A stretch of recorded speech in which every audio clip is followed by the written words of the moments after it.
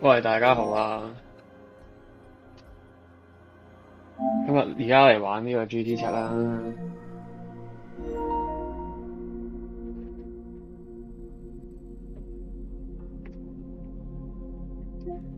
準備等呢個Black Ops 7出啊 ，Call of Duty 啊！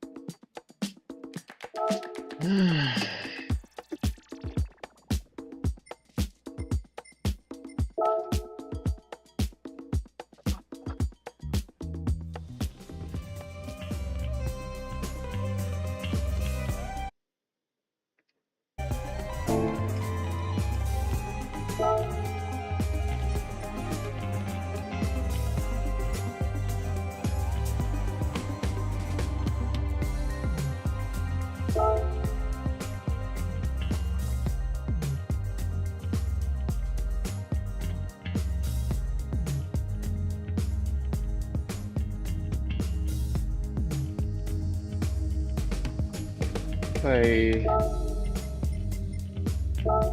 咗邊架車啊？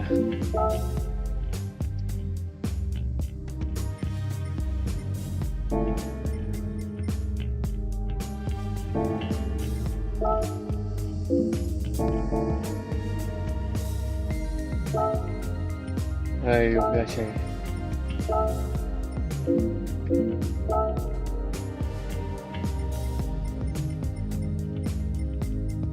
天下只有誰？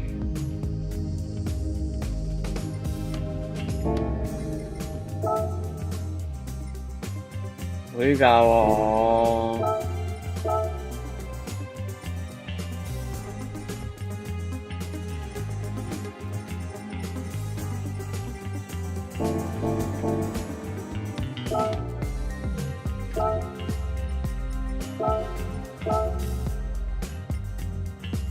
M6 GT3 Model 16。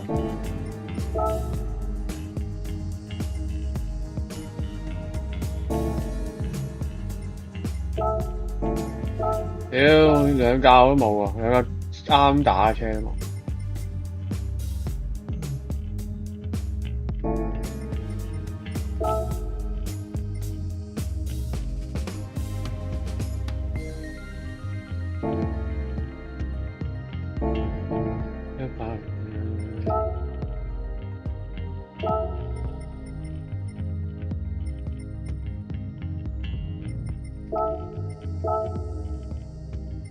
天下只有誰？即係冇呢架租嚟玩啫，屌！想買。喂，翻嚟呢架最撚柒低分，呢架啱用。先。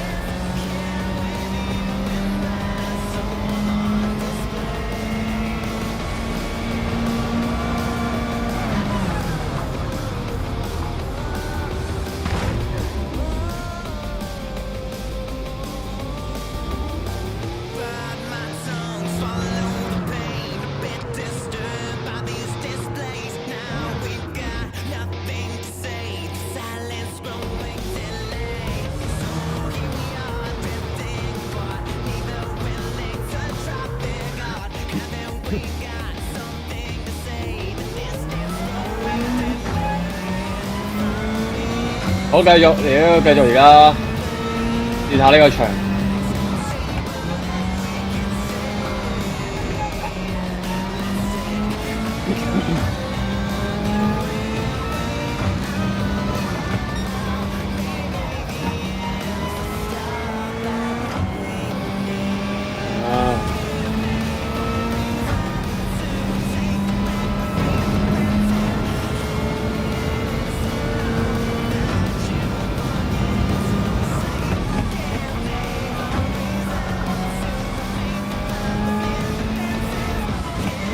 我都係玩翻個 race B 熱一熱身先，屌一嚟係13圈，真係有啲惡禽。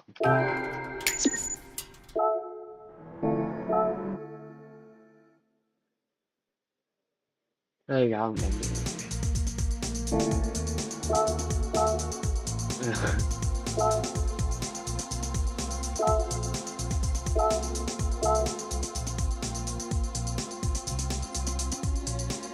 M6 GT3 Series Model 16，呢個好似係寶賣喎，都冇呢一架添嘅。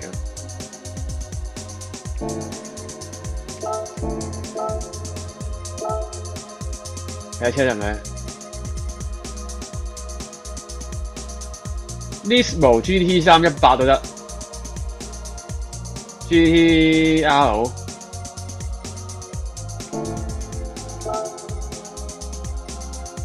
試下咯，用下呢架打。不過佢 No.1 嘅話咧，我呢個落雨場係嘛？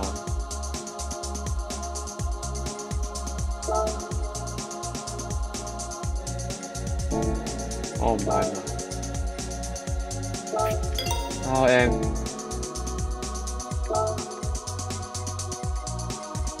唉，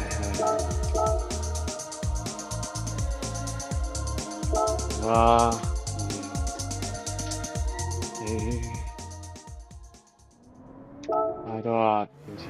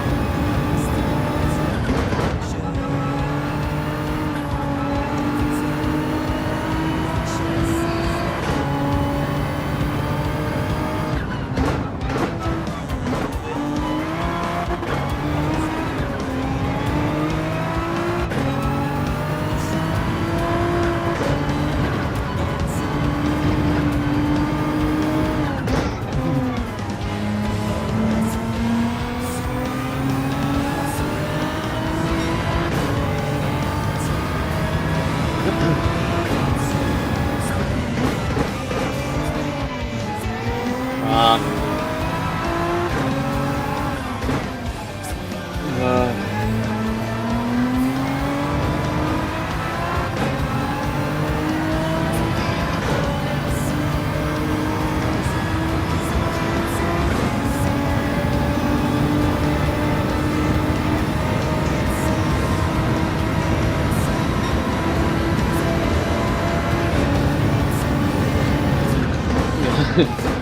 哎呦，咋的呀？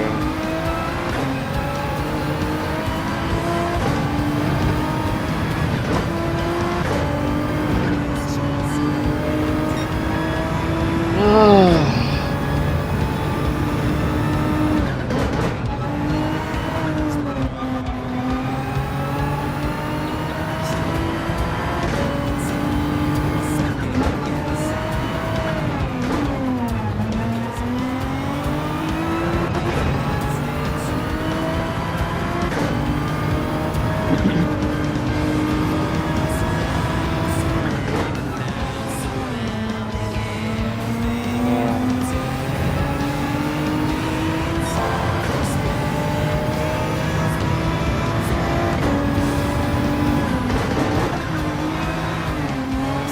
天，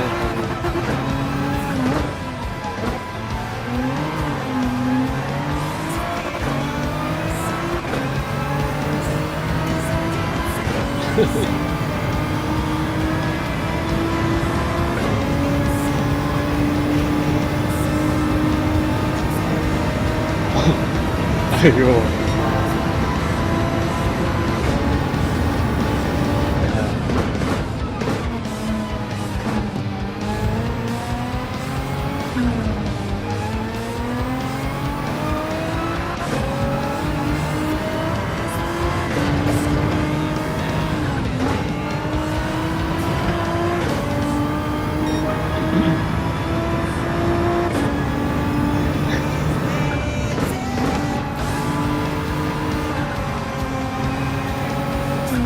開鬼啫，開鬼，開鬼打啫。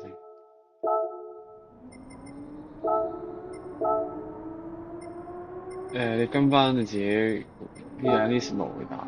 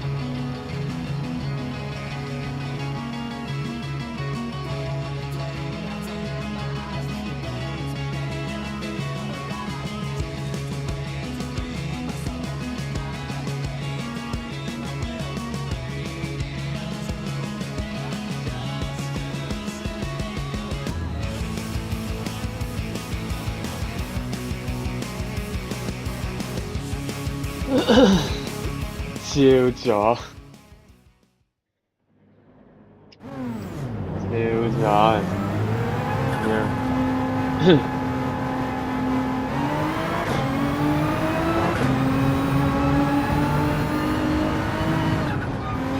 唉，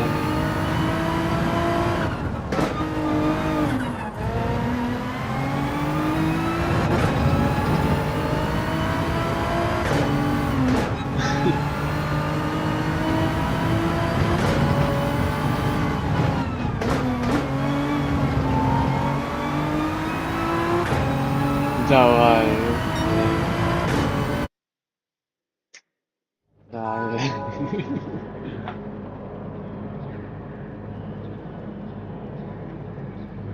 好有人用呢架嘅好似係嘛？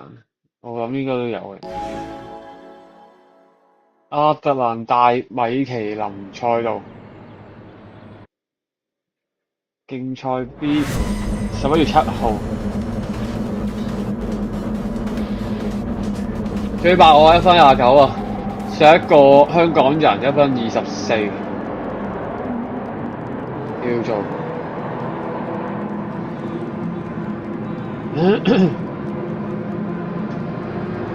唉唔得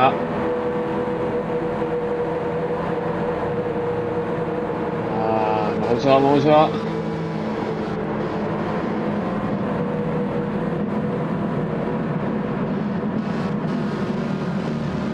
唉啊！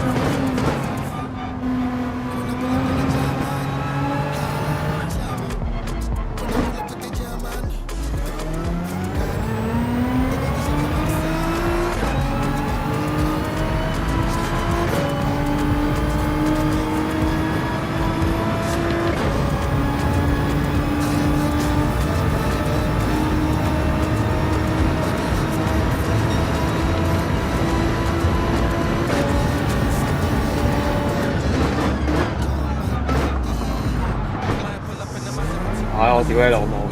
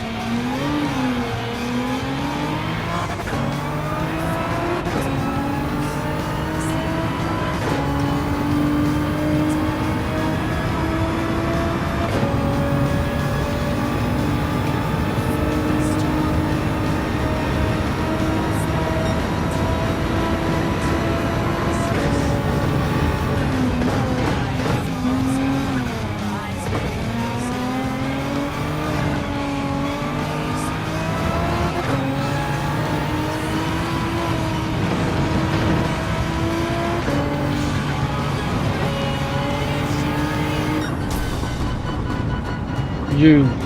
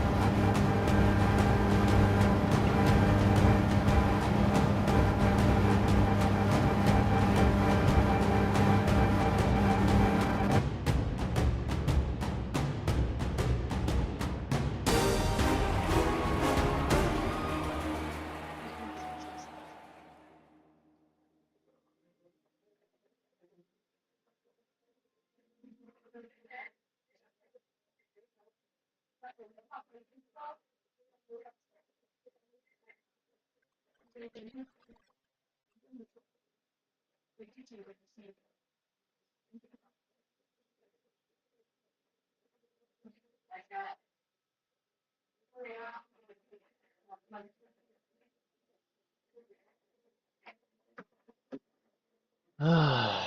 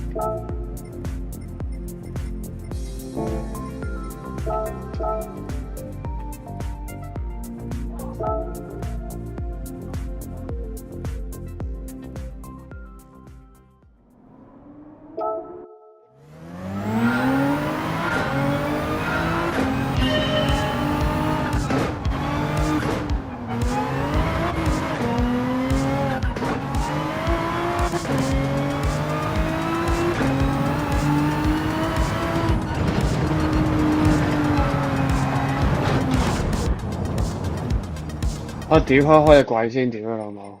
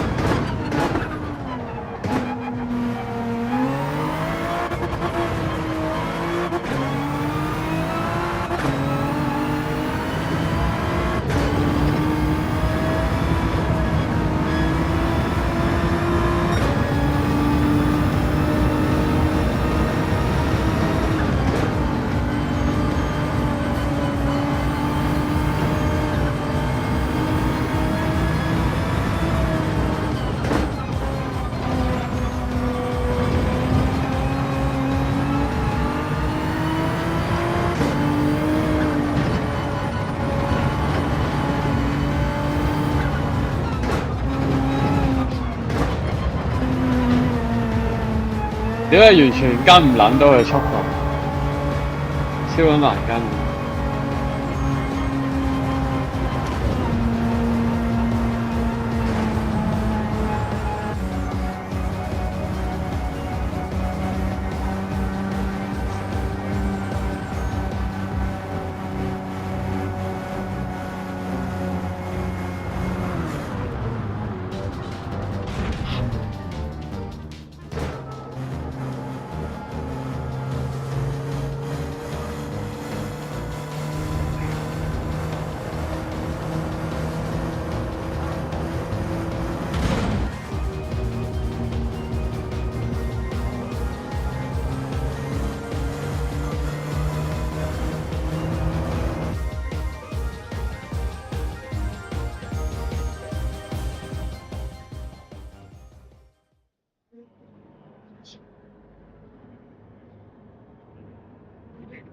唉，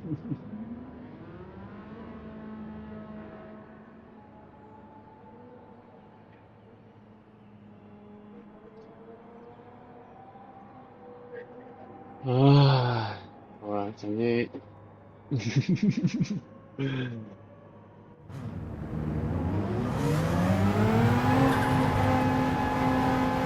邪惡啊！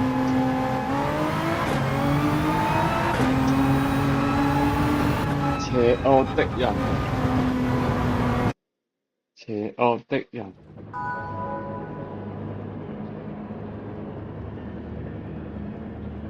又嚟第二場賽事 B 啊，繼續。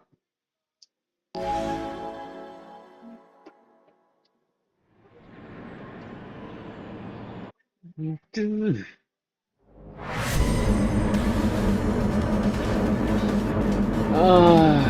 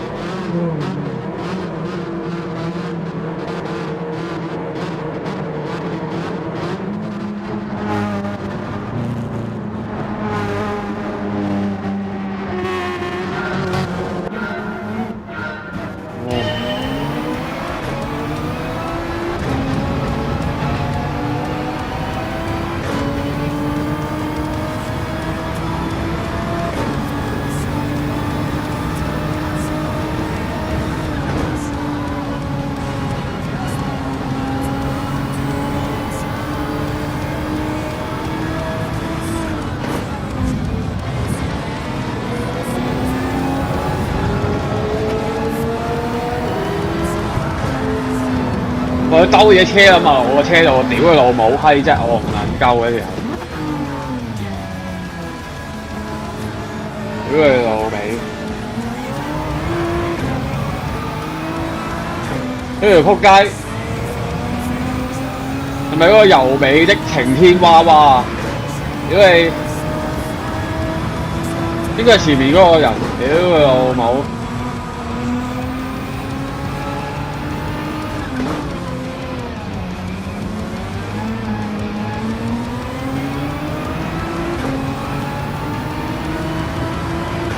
！on J。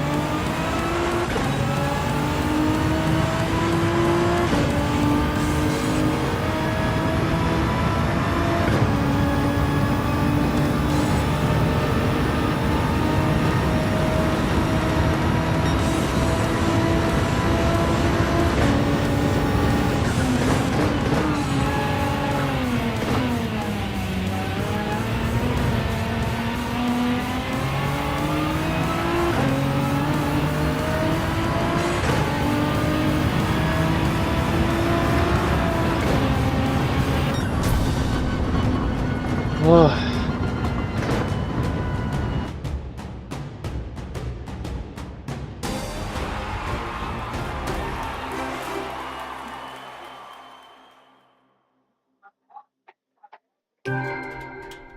唉。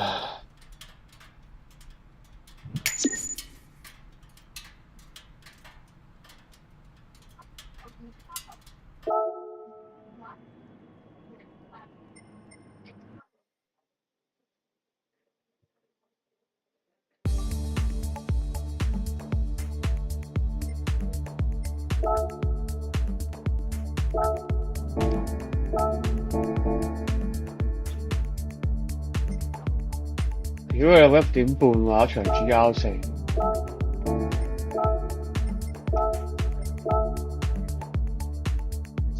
呢兩個嘢 Elton 神嗰樣，Elton 神。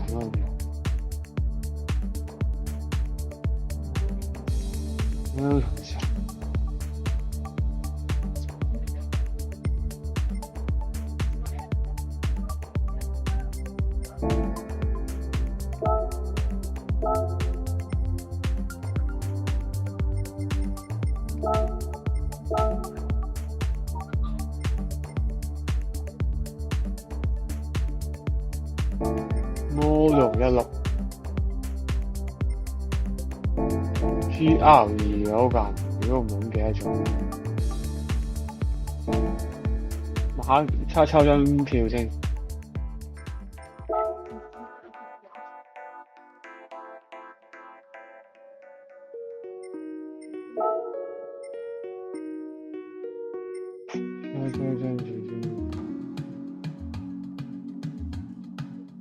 呢個本身係 GR 嘅，GR3 嗰架。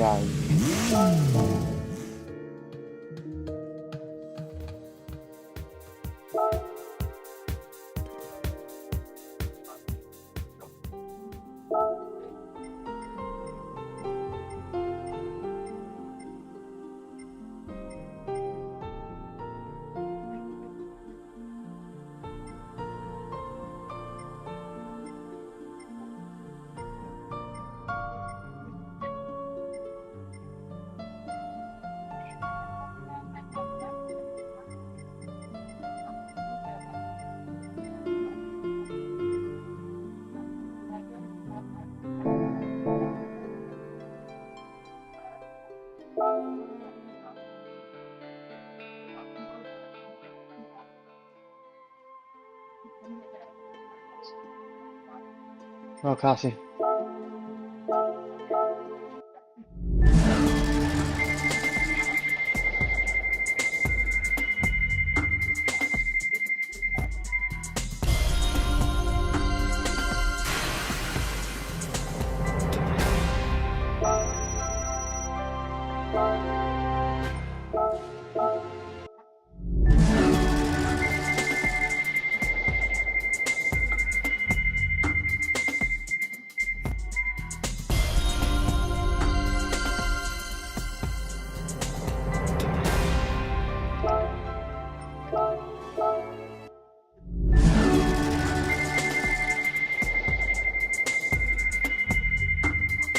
好撚型嗰架車，屌錯過咗添，戇鳩，嘥氣。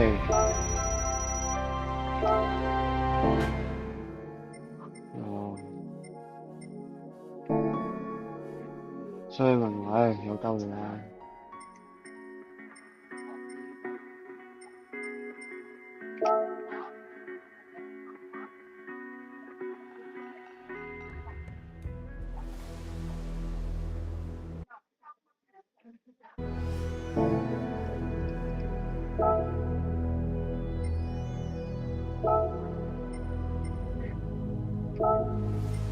繼續 Nismo GR3，你都冇得 tune 㗎啦，屌！你冇乜特別可以 tune 啊，唉，你真係含卓。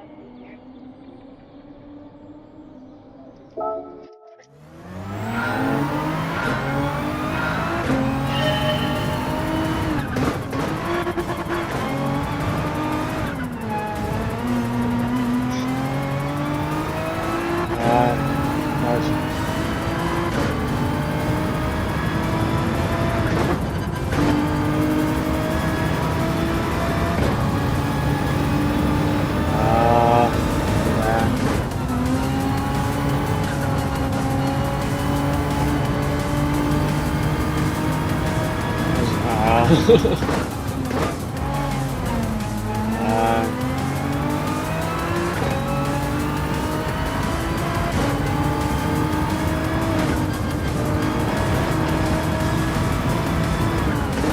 唔知喎，真係冇。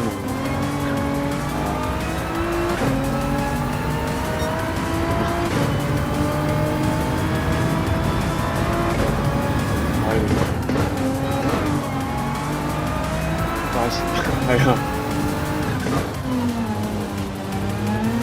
啊，新屌嚇，冇咁辦。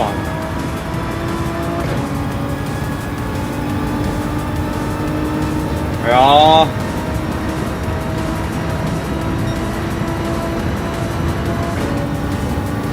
屌，啱鳩嚟嘅。有時諗住做乜鳩啊屌！唔得，咩方面啊而家？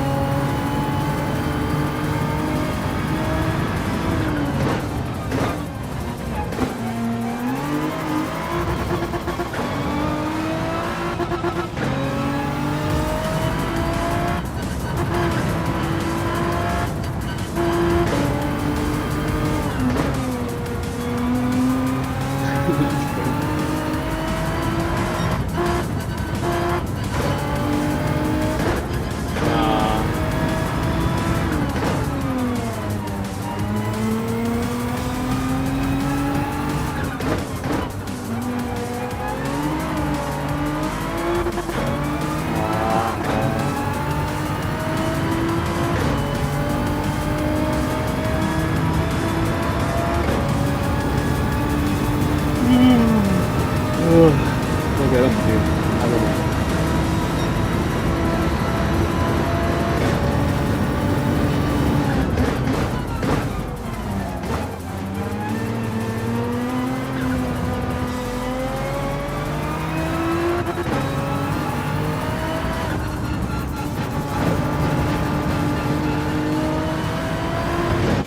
好開場，大家記得 subscribe 同埋 like 我嘅 video 啊！得閒可以大家都可以講下嘢都可以，大家 subscribe 同埋 like 下我嘅 video 啊！類似，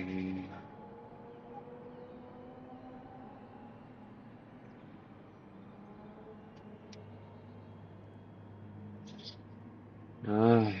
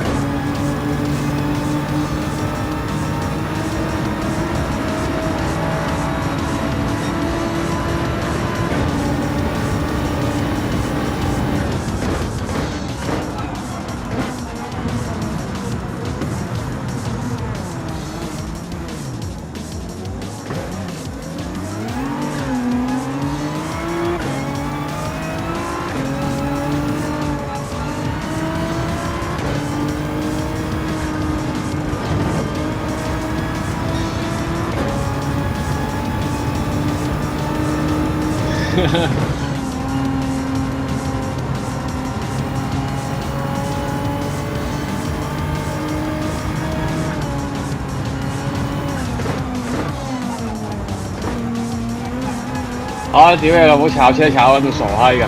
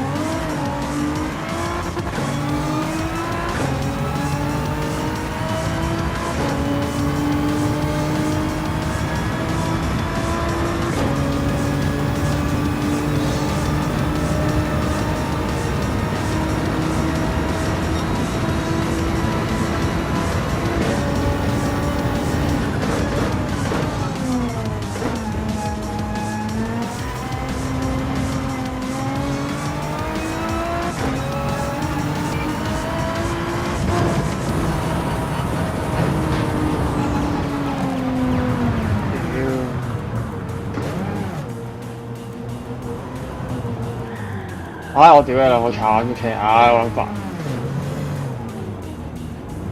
我鳩。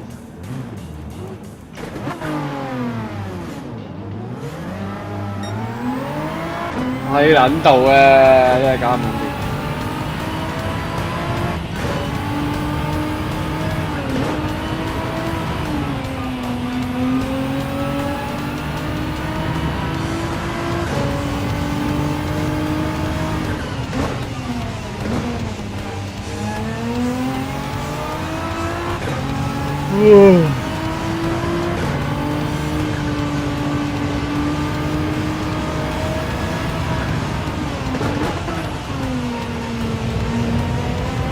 唉，啊，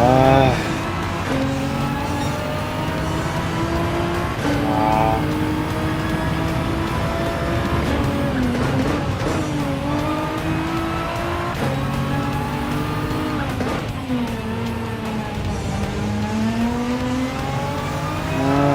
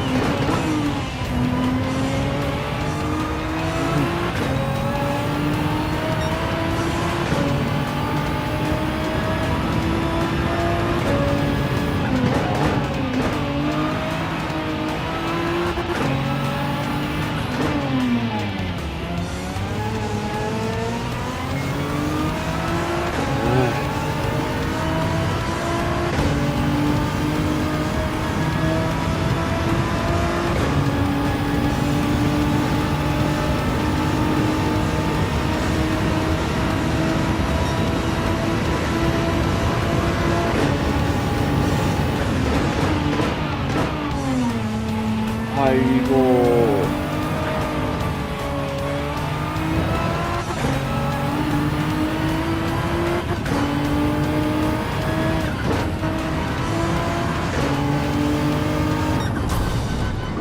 勁攰啊！仆街爆味。睇下競賽師幾點有場先？攰爆！哇！呢個場都幾多錢喎，7萬幾蚊。有一場7萬幾蚊。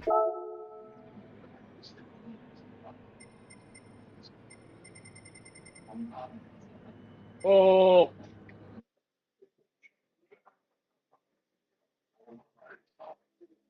睇下先，30分。GR4。租車啦，屌戇鳩。Atenza GR4。都係用呢架。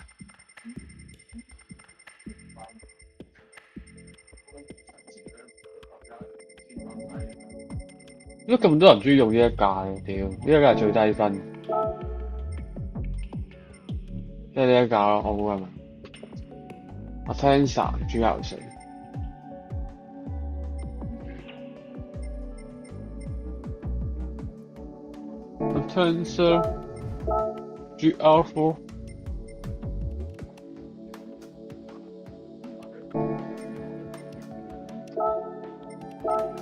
好啦，而家用佢。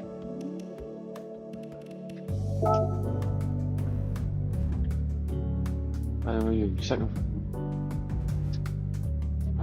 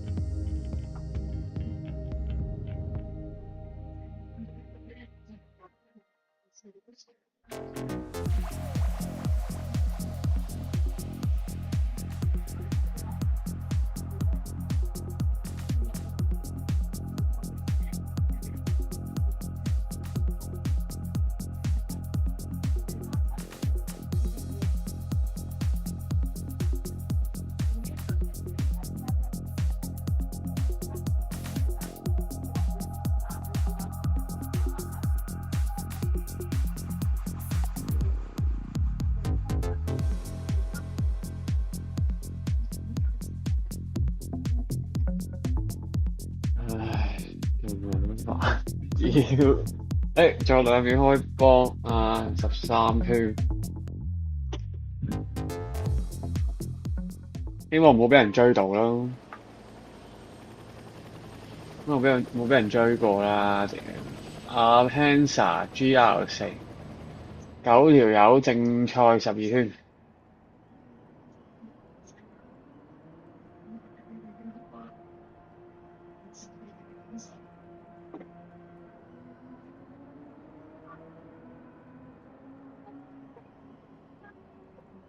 Hello，你好啊，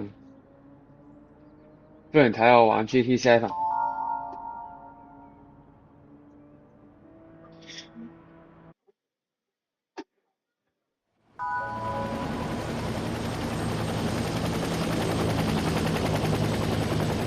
唉，辛苦。そうだな。勁癲 Red Bull 賽道，犀利你知，犀利你知。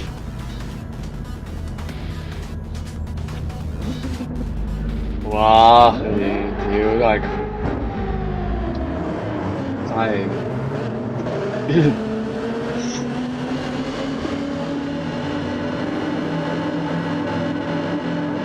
唉，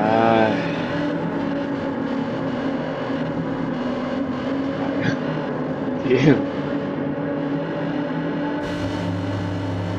戇鳩啊真係，屌！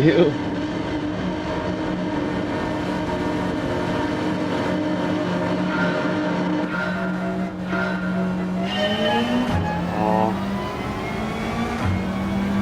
啊屌！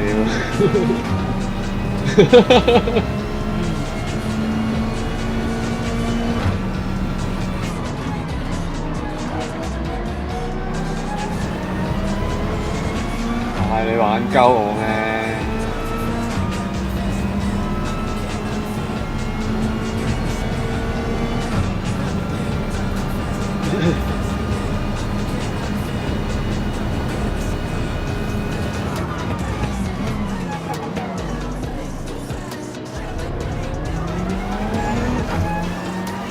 對啊，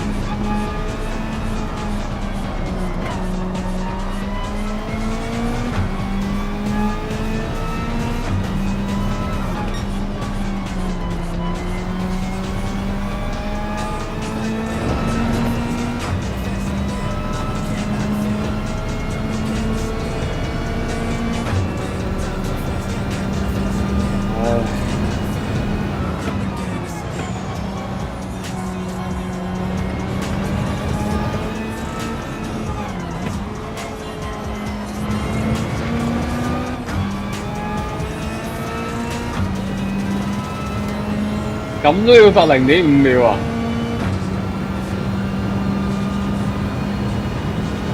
笑撚咗！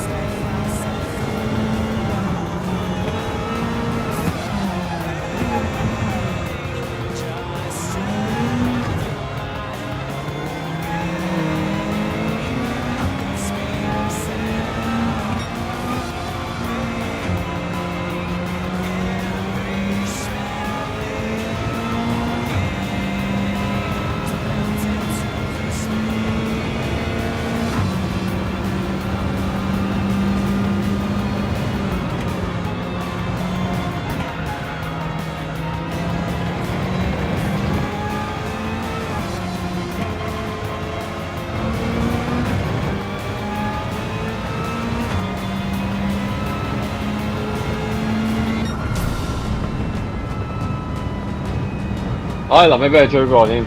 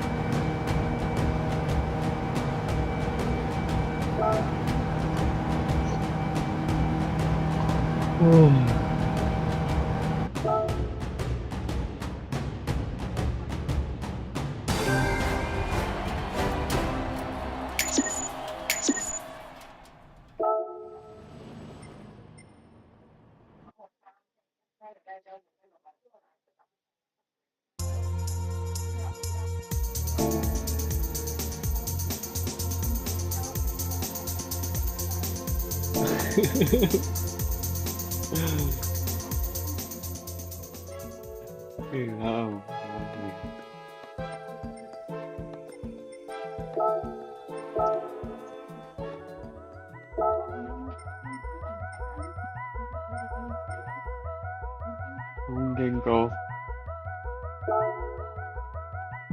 揸個 A 爆先屌，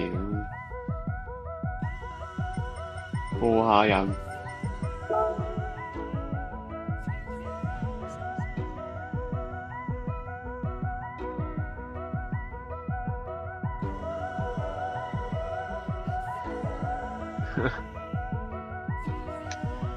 そうだな。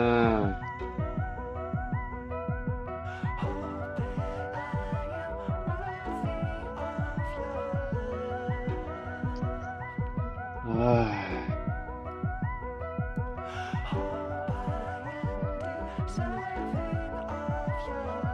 哦。啊，點解踢銀有用？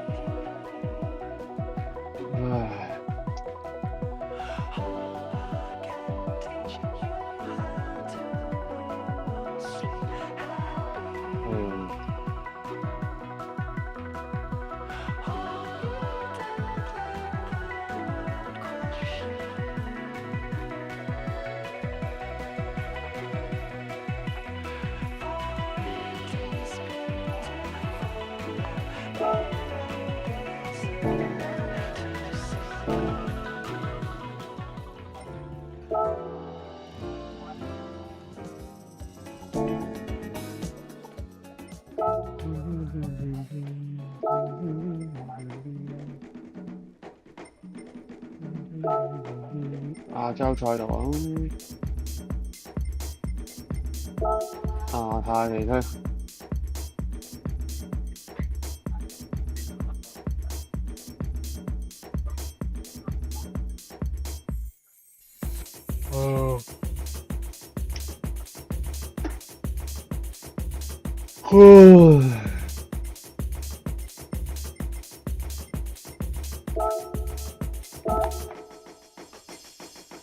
有啲轉斜，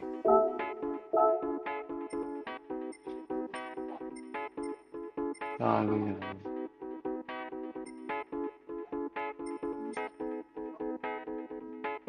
RX7FD 啊，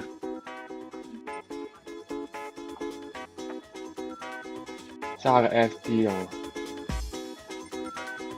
你揸爆紅咩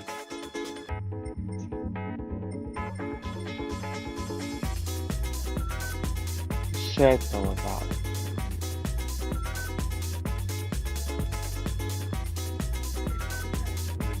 揸個 FD 啫。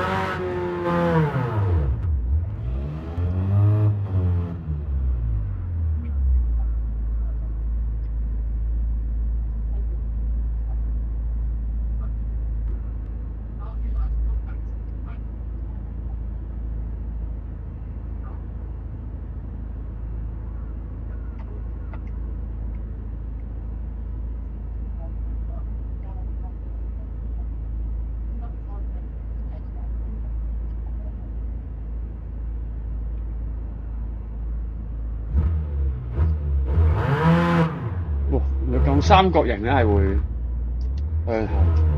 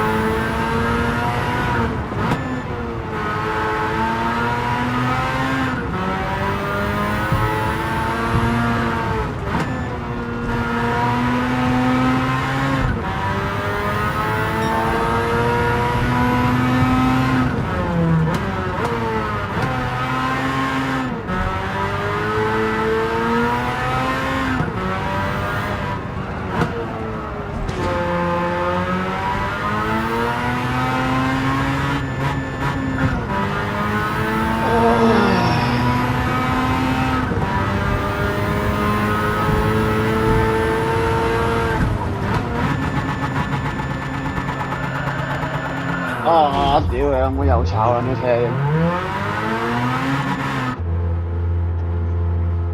揸呢架先，揸全 game 最撚快架車先，咁樣。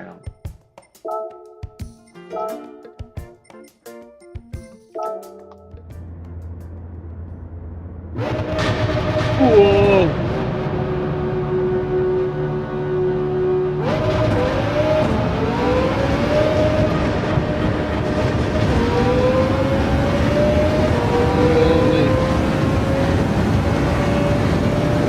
黐撚線！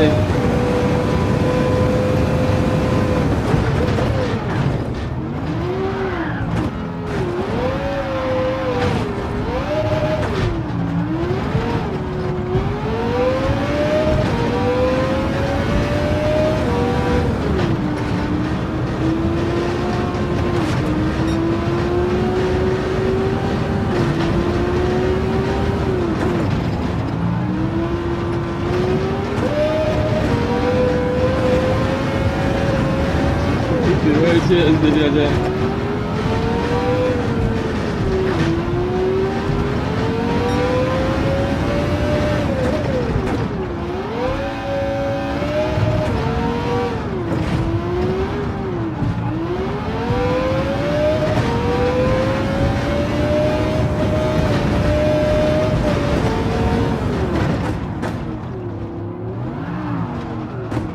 屌黐撚線！哇屌！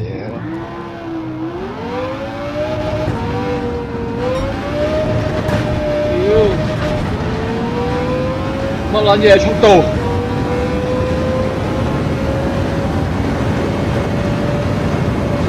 咩老母？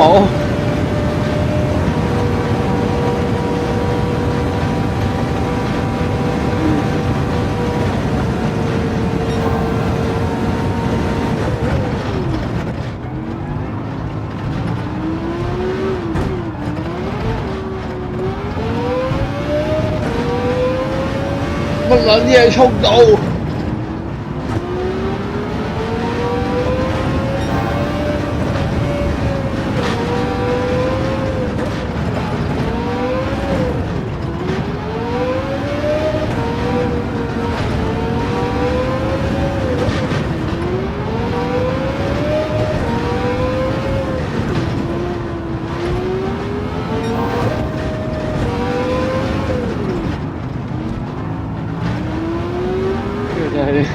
傳說中嘅速度啊！屌我呢架車係好撚辛苦揸得屌嘅，我呢架車真係啱啊！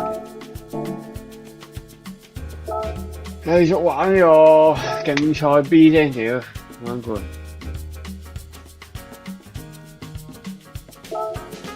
競賽添，唉。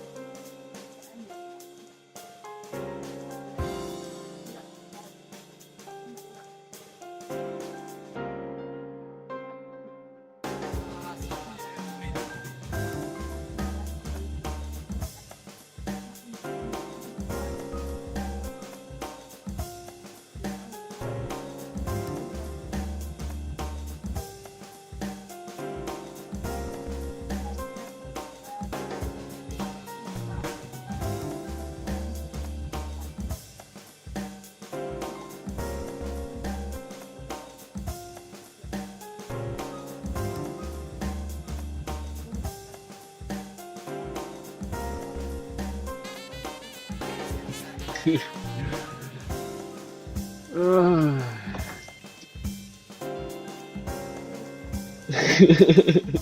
嗯。啊。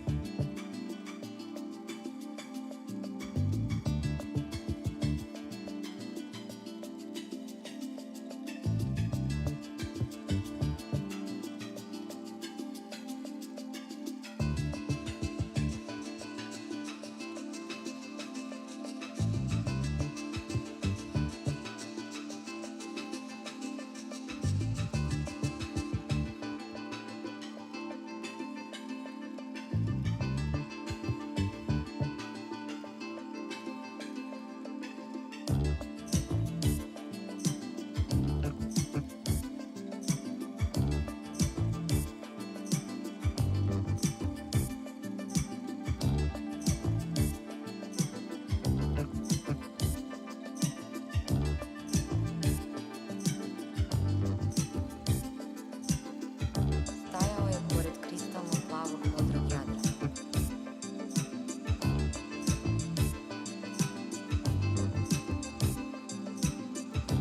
I gledao fimu i osjeku jutra koje dolazi.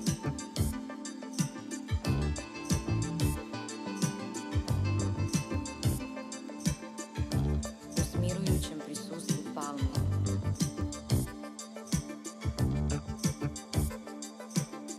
Trenutak ili ne.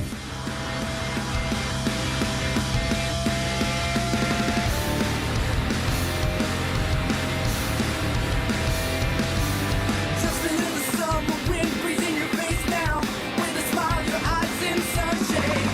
Going down to the beach. Don't know if you're red finance. Supporting wild bodies, drizzle in ocean. Barbecue the show full of red flags. Make sure they know who's the fiction. People are having good times. Beach balls in the sand, alright. Waving to the ones you thought you knew. You never thought I'd be counting for awkward moments like these. A love made in front like white.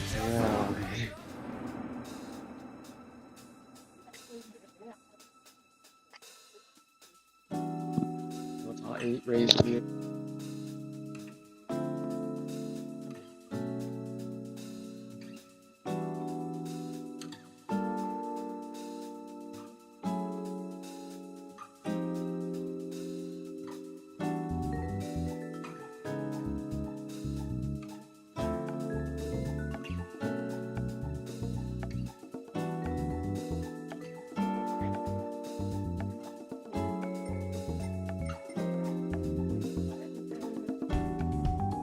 啊。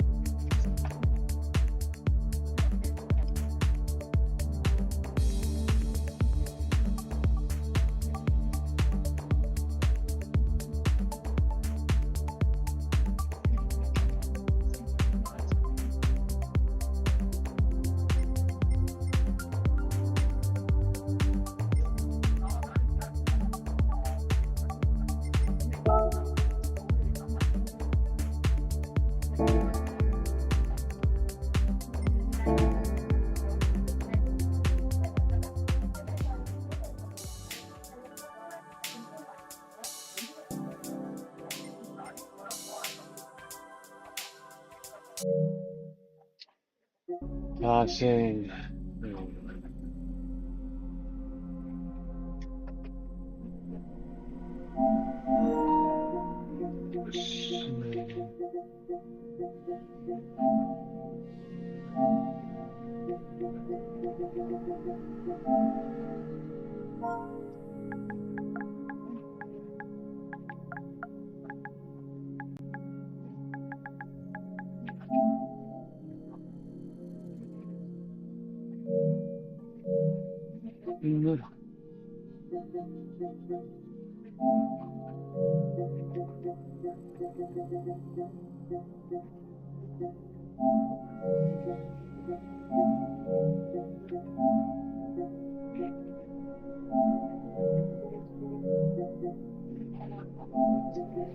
哦，有啊。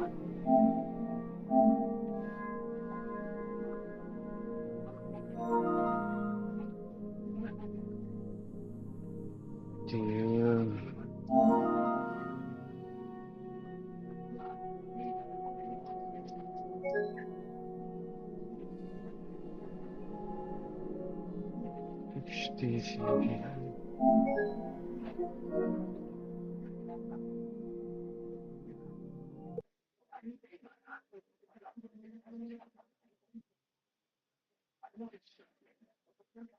Oh shit！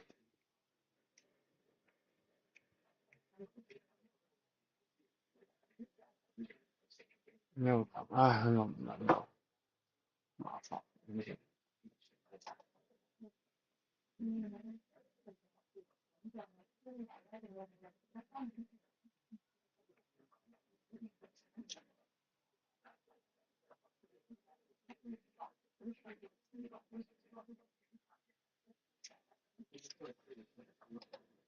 唉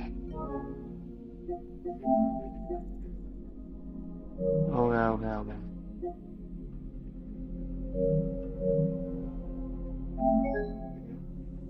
唉，算要再查緊翻算，加佢啦。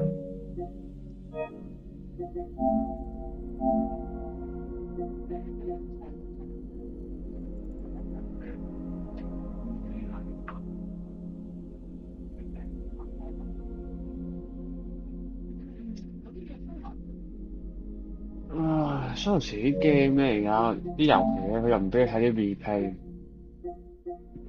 所以唔係咁好。即係可能佢有啲 replay 咧，俾你睇下你啲對戰嘅，咁你可以唔玩嘅時候都可以睇下對戰，唔使你焗住一定要上網先可以睇。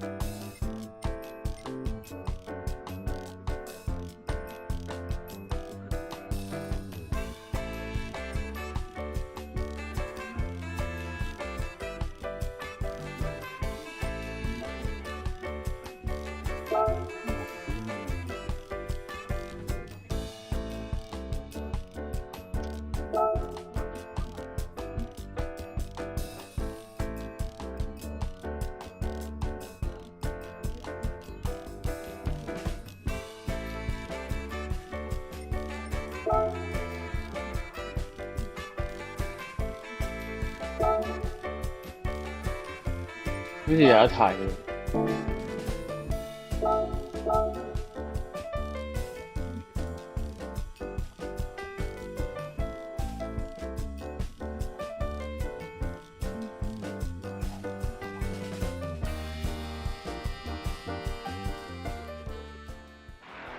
Here in Berlin for Gran Turismo World Series 2. How is this one going to play out, and how are the championship tables going to reflect the results as we head further into the World Series of this season? Well, Kylian Drumont continues the strong momentum for Subaru as they line up on pole position here today with Thomas Laboutelet and BMW alongside. Then it's Porsche. Disappointment in London. They bounce back to start P3 ahead of Jack in fourth position, the Polish driver who makes his debut for Nissan. Then it's Pol Ura for Mazda, P5. Valerio Gallo in the Honda NSX is sixth on the grid. Lucas Binelli lines up P7 for Mercedes AMG, and Al Flair with the Saudi Arabian driver for Toyota, P8. De Bruyne lines up P9, and then you've got Giorgio Mangino in 10th position for Lexus. João Jesus for Ferrari in 11th position, and Jay Murphy, the McLaren driver. A lot of support for him here tonight, and now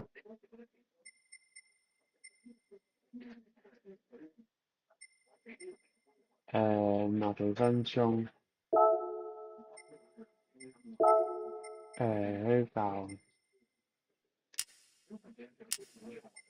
啊，細聲啲。呢個係2025年柏林總決賽。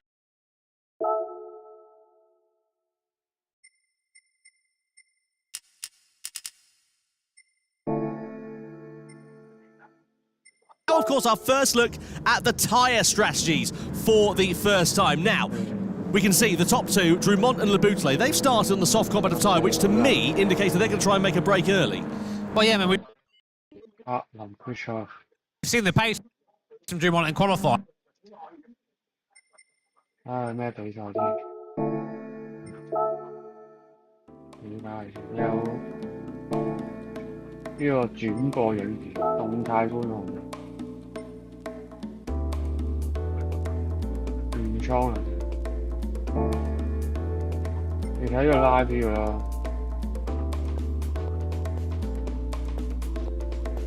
動態有咩分別？呢個 live 呢個係呢個新啲嘅。啱啱我係睇動態喎，係9月10。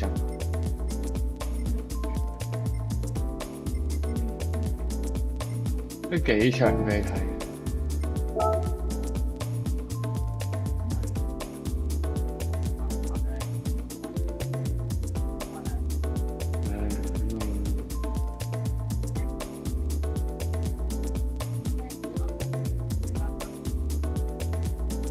Los Angeles。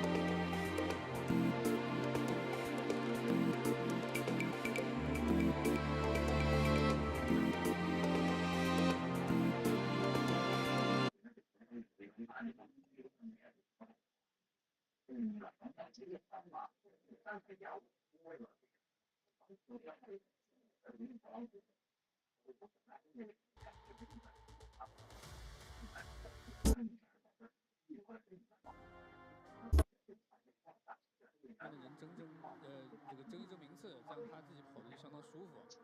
看到乌拉上来跟卡拉扎挤位子了。佢有轉播。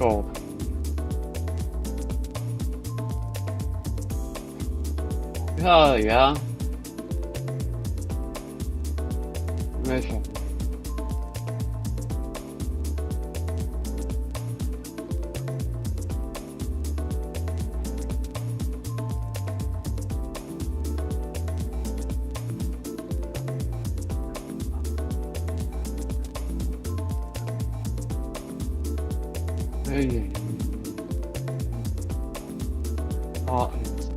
倫敦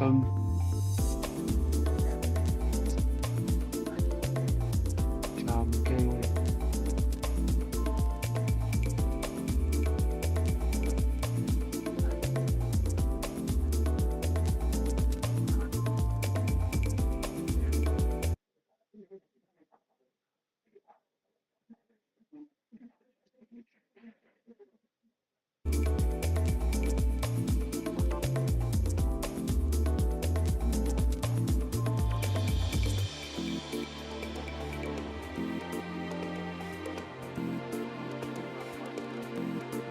喺動態嗰度。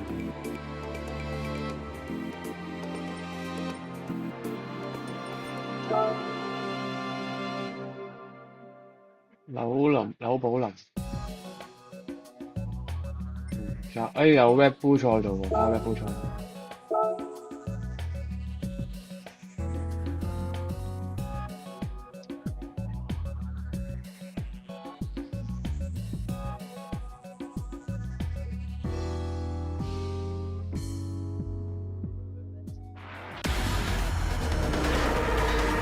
This is going to be hugely exciting, and the track is wet. We knew that weather was going to come into it. We weren't quite expecting it, though, at the start of the race. So who's going to plump for what tyres, and who will be leading down towards the first corner, crucially, as well. Kylian Drumont starts this one on pole position, a legacy of his victory in the sprint race. He's joined on the front row by his countryman, Thomas Leboutelet. Sasaki heads row 2, and he has got Kai de Bruin for company. Unlucky to miss out on a podium here earlier on. Paul Ura heads the third row of the grid, and he's got Valerio Gallo alongside him. Gallo, of course, making good progress, as we said, in that sprint race. Jose Serrano next up in P7, and Takuma Miyazono, who is the favourite in the Predict the Winner campaign, lines up P8 with Adriano Carrazza very close behind, and then Angel Inestrosa, the two South Americans, on the penultimate row of the grid. Guy Barbara in 11th position, and rounding it out is Samuel Cardinal, the Canadian. So we know the track is wet, and everybody has decided to start on the intermediate compound of tyre. Well, looking at the fact that there's some wet patches, but they're mostly offline here, Jimmy, that seems pretty sensible to me. Yeah, but it does mean if you're going side by side with someone, there are patches of the circuit that your intermediate tyre are not going to be able to deal with. So it's something to think about when overtaken.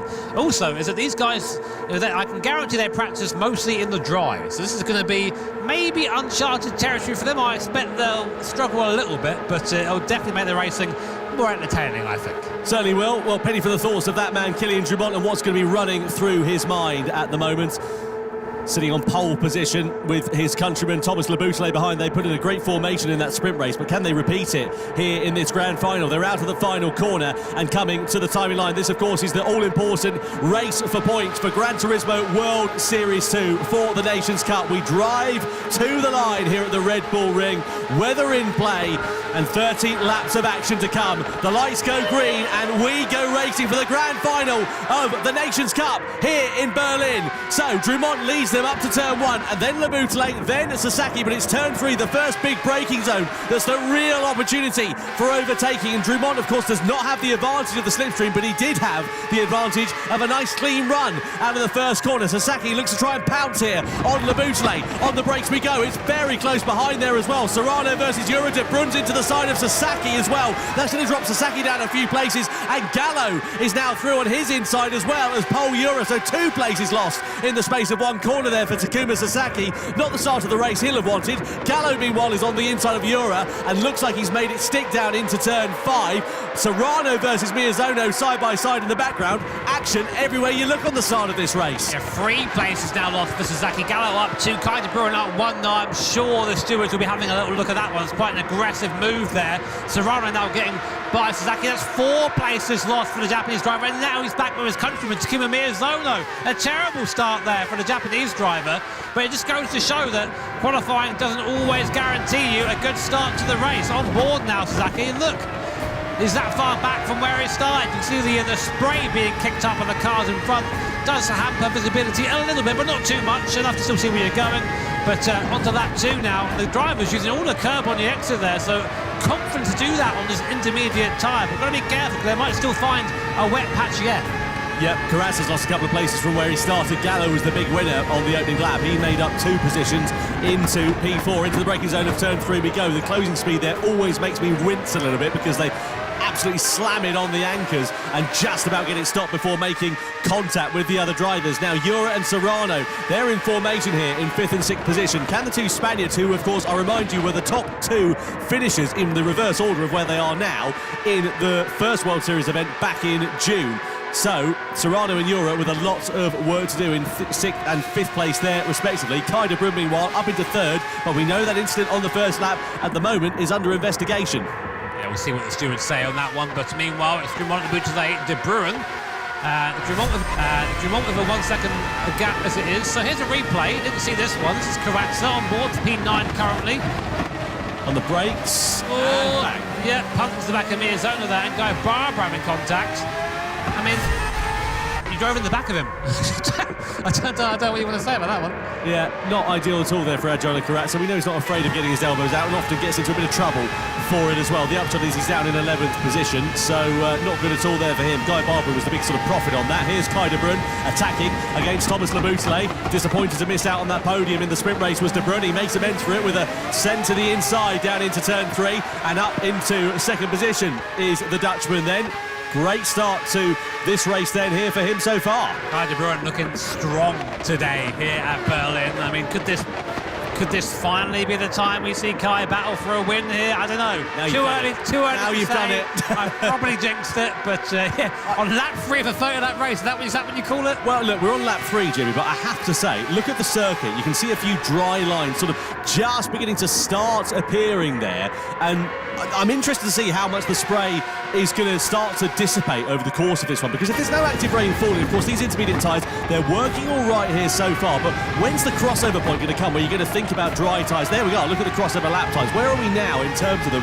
We're 1:13s, we're not too far away from that dry tyre, really. Yeah, we're about there, so basically it's just who wants to blink first, because one, the tyre's got to come up, and two, the racetrack becomes a lot narrower when you go onto that soft tyre, because if you even touch a wet patch, you get, I speak from experience, you go flying off into the undergrowth. So no further action there from the start of the race. So Kai De Bruyne second place, and now they're catching Kylian Drumont.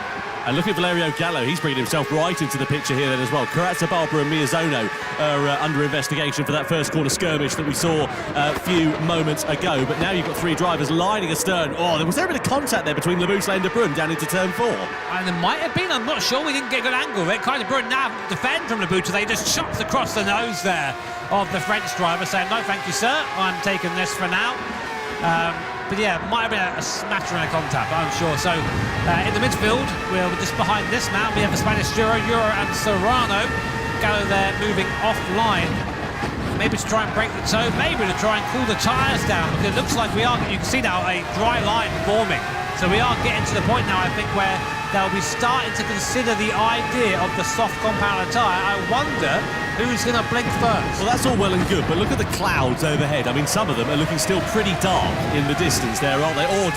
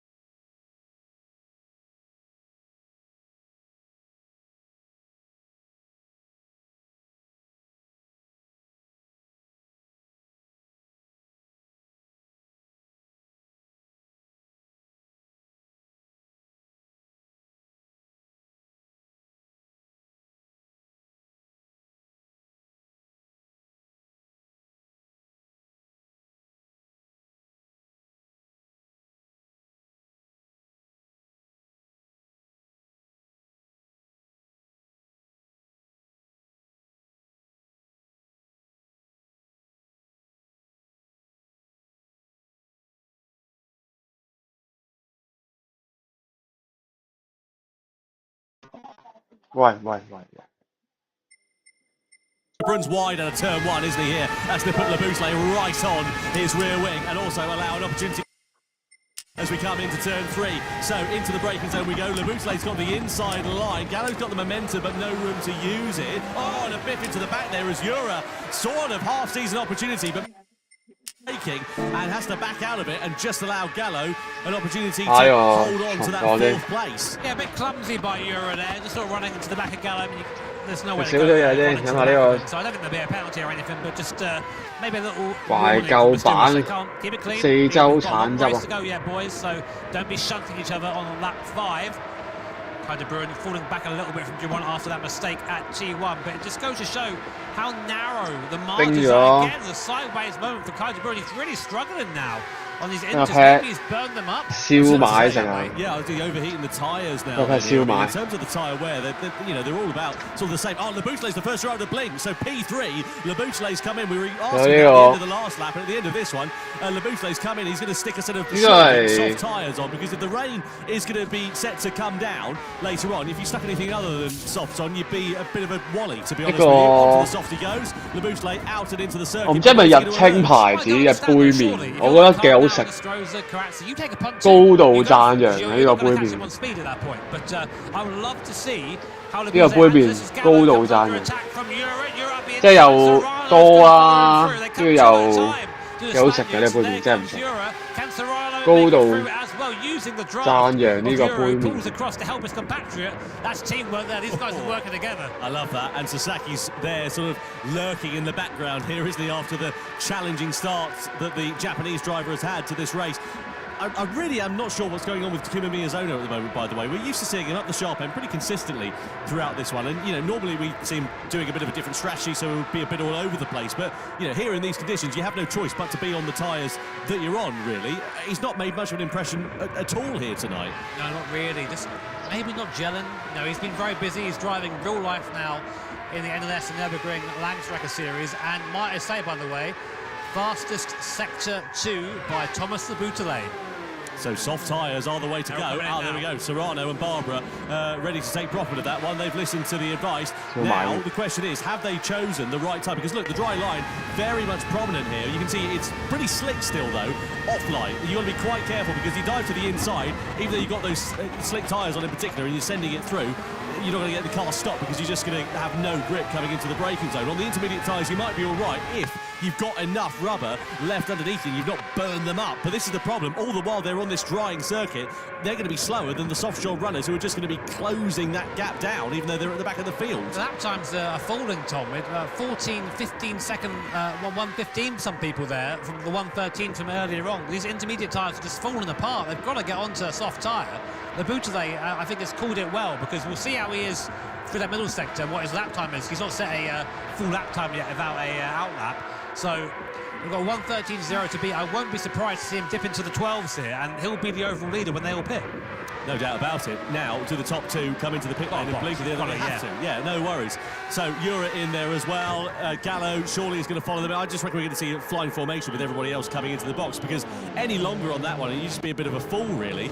You have to sit for the current conditions. But the question is, Laboutelet, Serrano and Barbara, what sort of inroads have they been able to make relative to the other drivers around them? The question will be here for Laboutelet in particular, because he was the first driver to blink, and has he got the lead of the race back here from Kilian Drumont as a result of that early pit stop? Comes out of the first corner, and he is now back into the lead of the race, and he's got a bit of a cushion here, and Serrano's picked his pocket there as well, so that's worked out quite nicely there for Jose Serrano, who now splits the two Frenchmen in second. Laboutelet went 6/10 faster than anyone on that first full lap there on the slick tyre, so that was the right choice.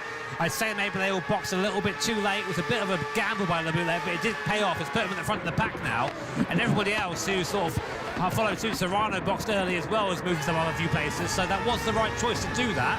But yeah, I mean, we'll see if it continues this way, if it continues to dry, or whether we're due more rain or not. Yeah, the clouds you can see looking still pretty menacing overhead. There's a big dark one right up in the middle of the middle sector there, and I mean, look, I'm no weather expert, but I have lived in Great Britain for pretty much all of my life. I have to say, that is looking pretty menacing, pretty ominous indeed.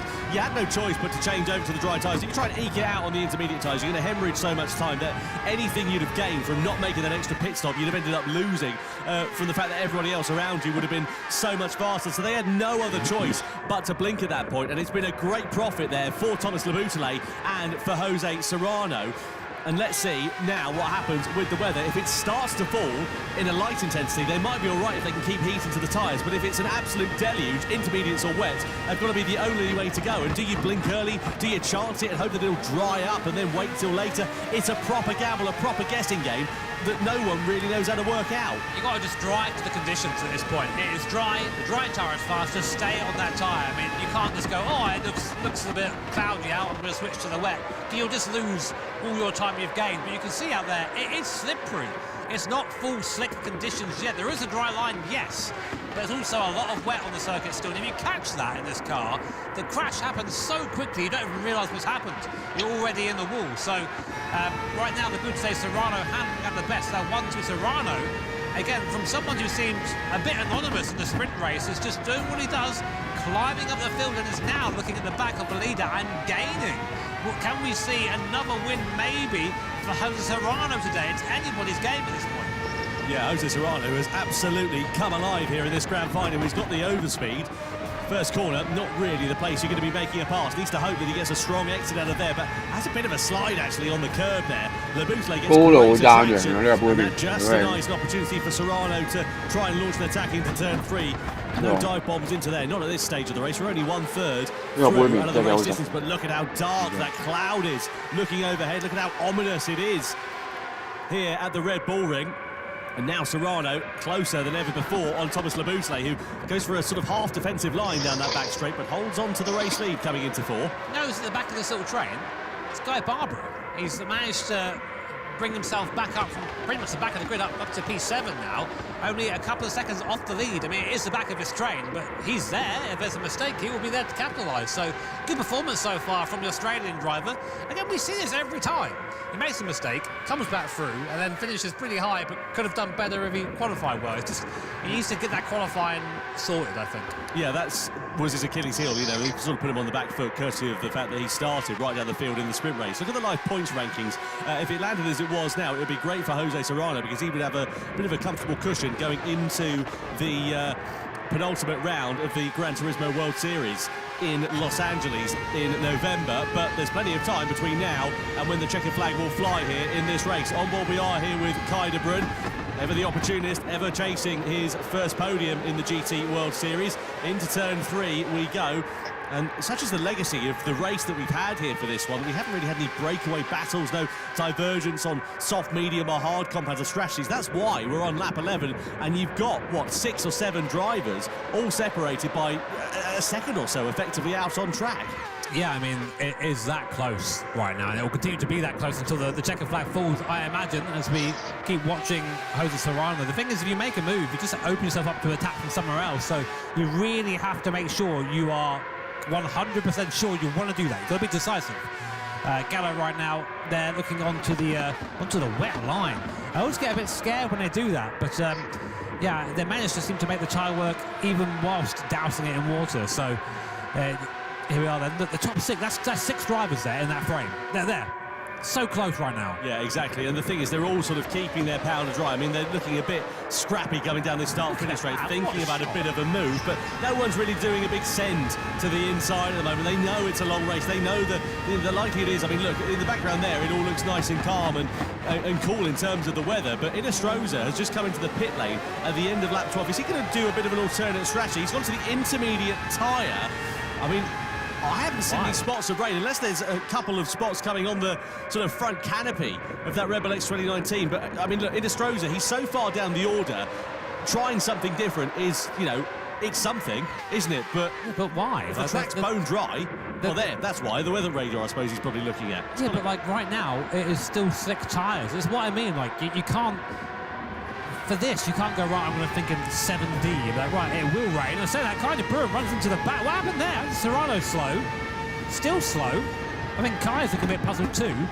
Yeah, I think basically what happened is Serrano must have had a moment there and he just backed the rest of them up then, didn't it, here? Drumont's got a warning there. Maybe that was it. He just for a collision. Just nipped him maybe and slowed him down. Kai de Bruyne now right on the back of the Frenchman's X 2019. Nothing really to do here.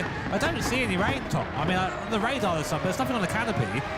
And again, in real life, you don't box until like the slicks can't take it anymore. Yeah, you're not at the crossover point, no doubt about it. The thing is, the rain coming down on the canopy, fine, looks particularly spectacular as we see Drumont versus Serrano side by side into turn 3. Serrano holds firm, but runs a bit deep actually on the apex, and that might allow Drumont to close up onto the exit of the corner. Goes off onto the sort of wetter part of the circuit here and down in towards turn 4. He's got the inside line, but has he got the grip under braking? He has. Drumont is through and on the inside of Jose Serrano. Oh, look at that for Kai de Bruyne. Beautiful.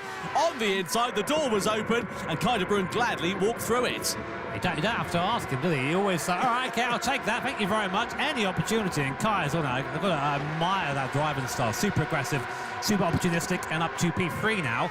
He's like a Jack Russell, isn't he, Kai de Bruyne? He's sort of, yapping away at your heels and then out over your shoulder. It's just sort of a very tall Jack Russell. Very tall Jack Russell indeed.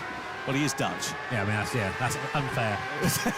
So, look, Ines Rosa, just to finish that thought, by the way, he's, 22 seconds off the back, but exactly as you say, all the while you're keeping heat in those slick tyres, there's no need to change over to the intermediates because you're just not putting, you're not running out of grip or anything like that. And I start to get his point, but now look at the weather radar. It's changed back to slick, so unless he's just going to tippy-toe round, but, you've got to keep a level of pace up. You've got to ignore that radar. Obviously it gives you an idea of what's coming, but you are there. You are the best place, the best person to determine what tyres you've got to be on. So that's what they always say to me on the radio when we're racing around the North Cypher. They say, you tell us. And just saying, oh, but the radar says, well, yeah, but it's bone dry. Don't go onto a wet tyre. He was 3 seconds slower than that, Minestrosa. Any advantage he might have gained is already gone.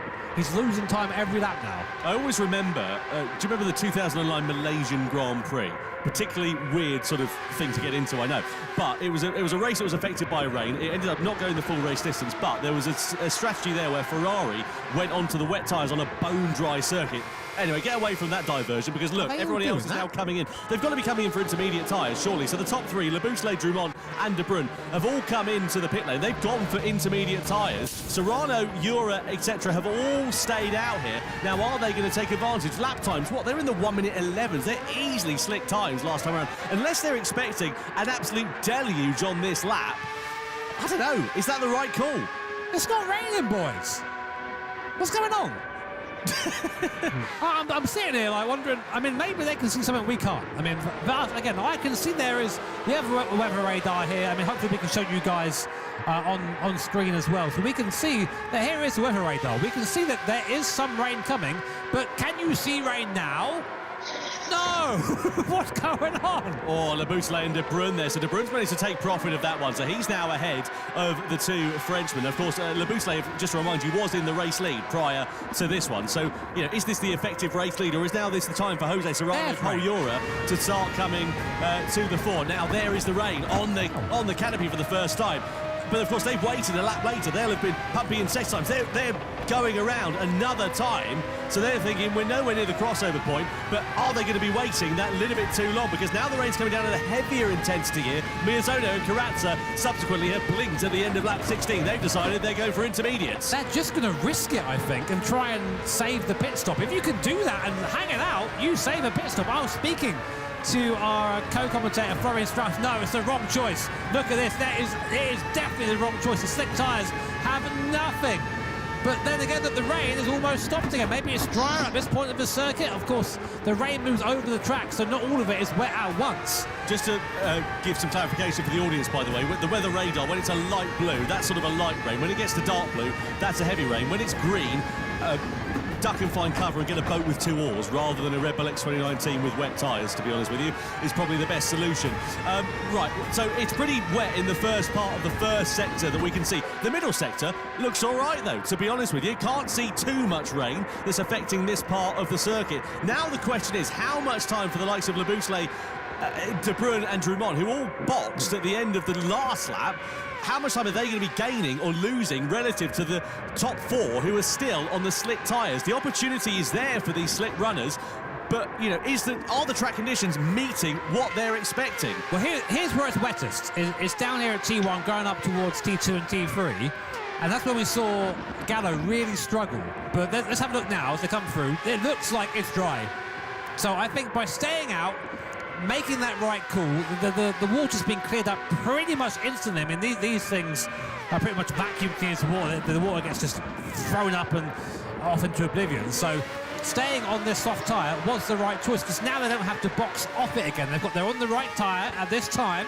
If it does continue to rain, then you come in a box. But I think braving that out was the right choice, and only 4 cars have done that. Serrano, Ura, Gallo, and Guy Barbara. But Drummond has just lost a place to Takuma Sasaki, who's braved it out on the soft compactor tyre and is now taking profit of those runners who went for the intermediate tyres in this middle stint of the race, and now they're hemorrhaging time relative to those around. I mean, like lap times wise, last time around, Jose Serrano on the soft tyres, 1:16.6.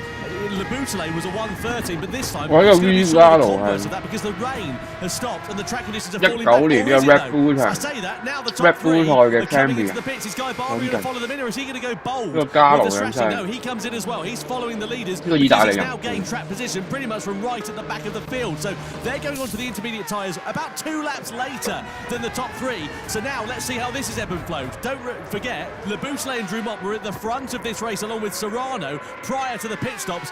Now with the reverse of that, it's Laboutelet, De Bruyn and Drummond who lead this race, with Serrano in 4th. Carazza's up to 5th position here, and Ura is down to 6th place. So those Serrano for those intermediate tyres ultimately have managed to take profit of that. See a lot of confused faces in the audience. Don't worry, us too. We're trying to work it out as we go at the moment. But what I would love to see now is that weather radar, because guess what? Rain's here once again, but there are people out there on significantly newer intermediate tyres than the rest. So have to wonder if they just saw this coming, because you can only go so far out of the weather radar. You can't go too far, but that cloud looks ominous. Laboutelet, De Bruyn and Drummond 1, 2, 3. Serrano 4th as well. Really, and that pack who stayed out, who braved it, actually lost out, which I don't see how that makes sense. My brain can't get around that.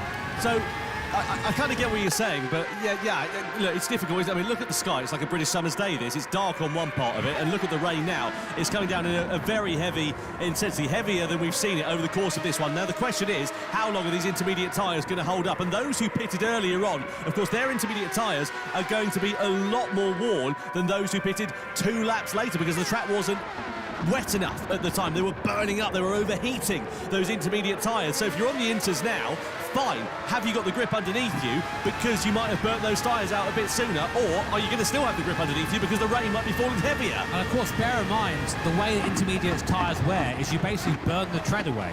So if it gets wetter, you lose the ability to move the water in the same way you would with a fresh intermediate tyre. So you start getting into a lot of levels of thinking here, trying to work out what is the best way to do it.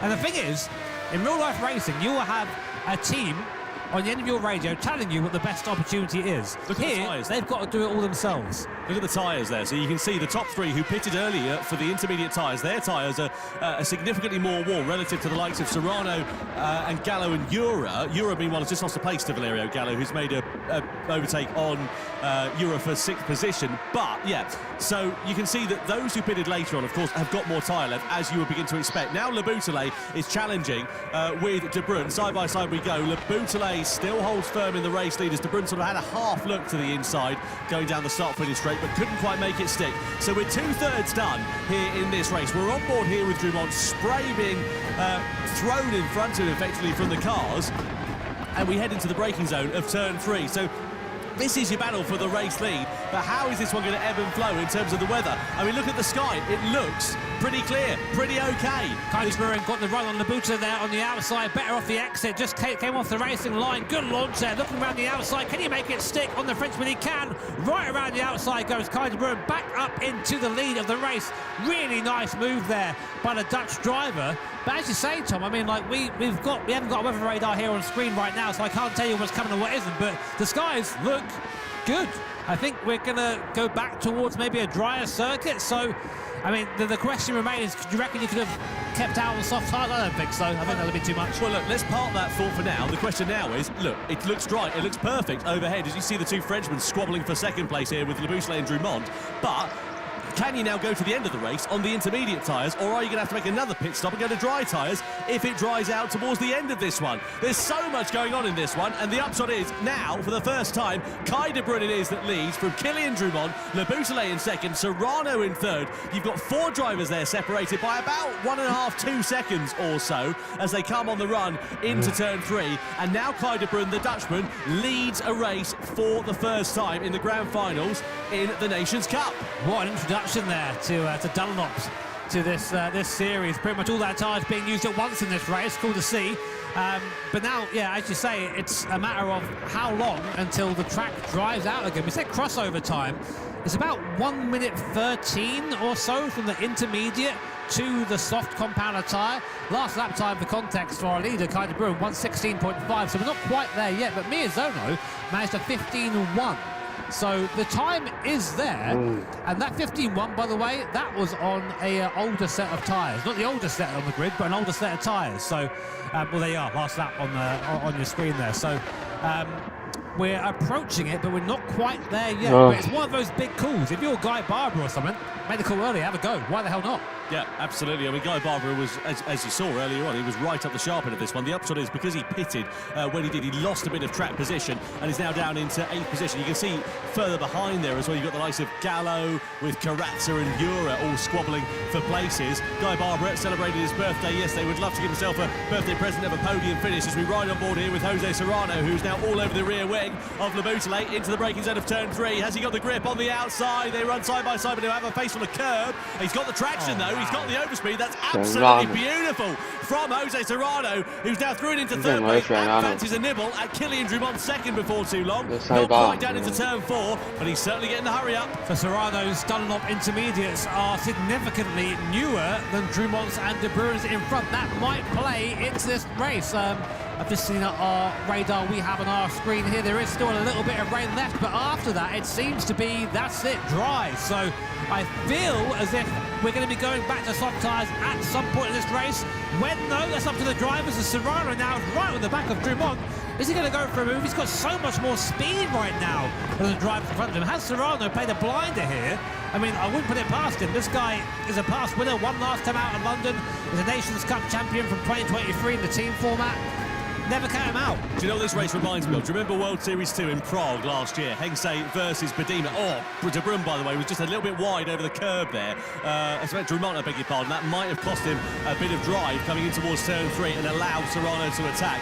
But Hengse versus Bedima last year, we saw a great battle in exactly the same conditions as this. And now look at the drive that Serrano gets on the exit of turn 3. He's in the slipstream here of Kylian Drumont. Drumont's going to defend this line, surely, to the inside and force Serrano to the outside. You can make a move, stick through there. He needs a good grip under braking and a willing dance partner. Drumont tries to squeeze him. Serrano's there, but he gets a face full of curb as Drumont holds the line for second and holds on for now the charge of and holds on for now the charge of the flying Spaniards. Drumont there just walking me out to the outside of the circuit saying no thank you son. Here's on board with Paul Ura. Gallo. It's Gallo again. Second time this race he's done that.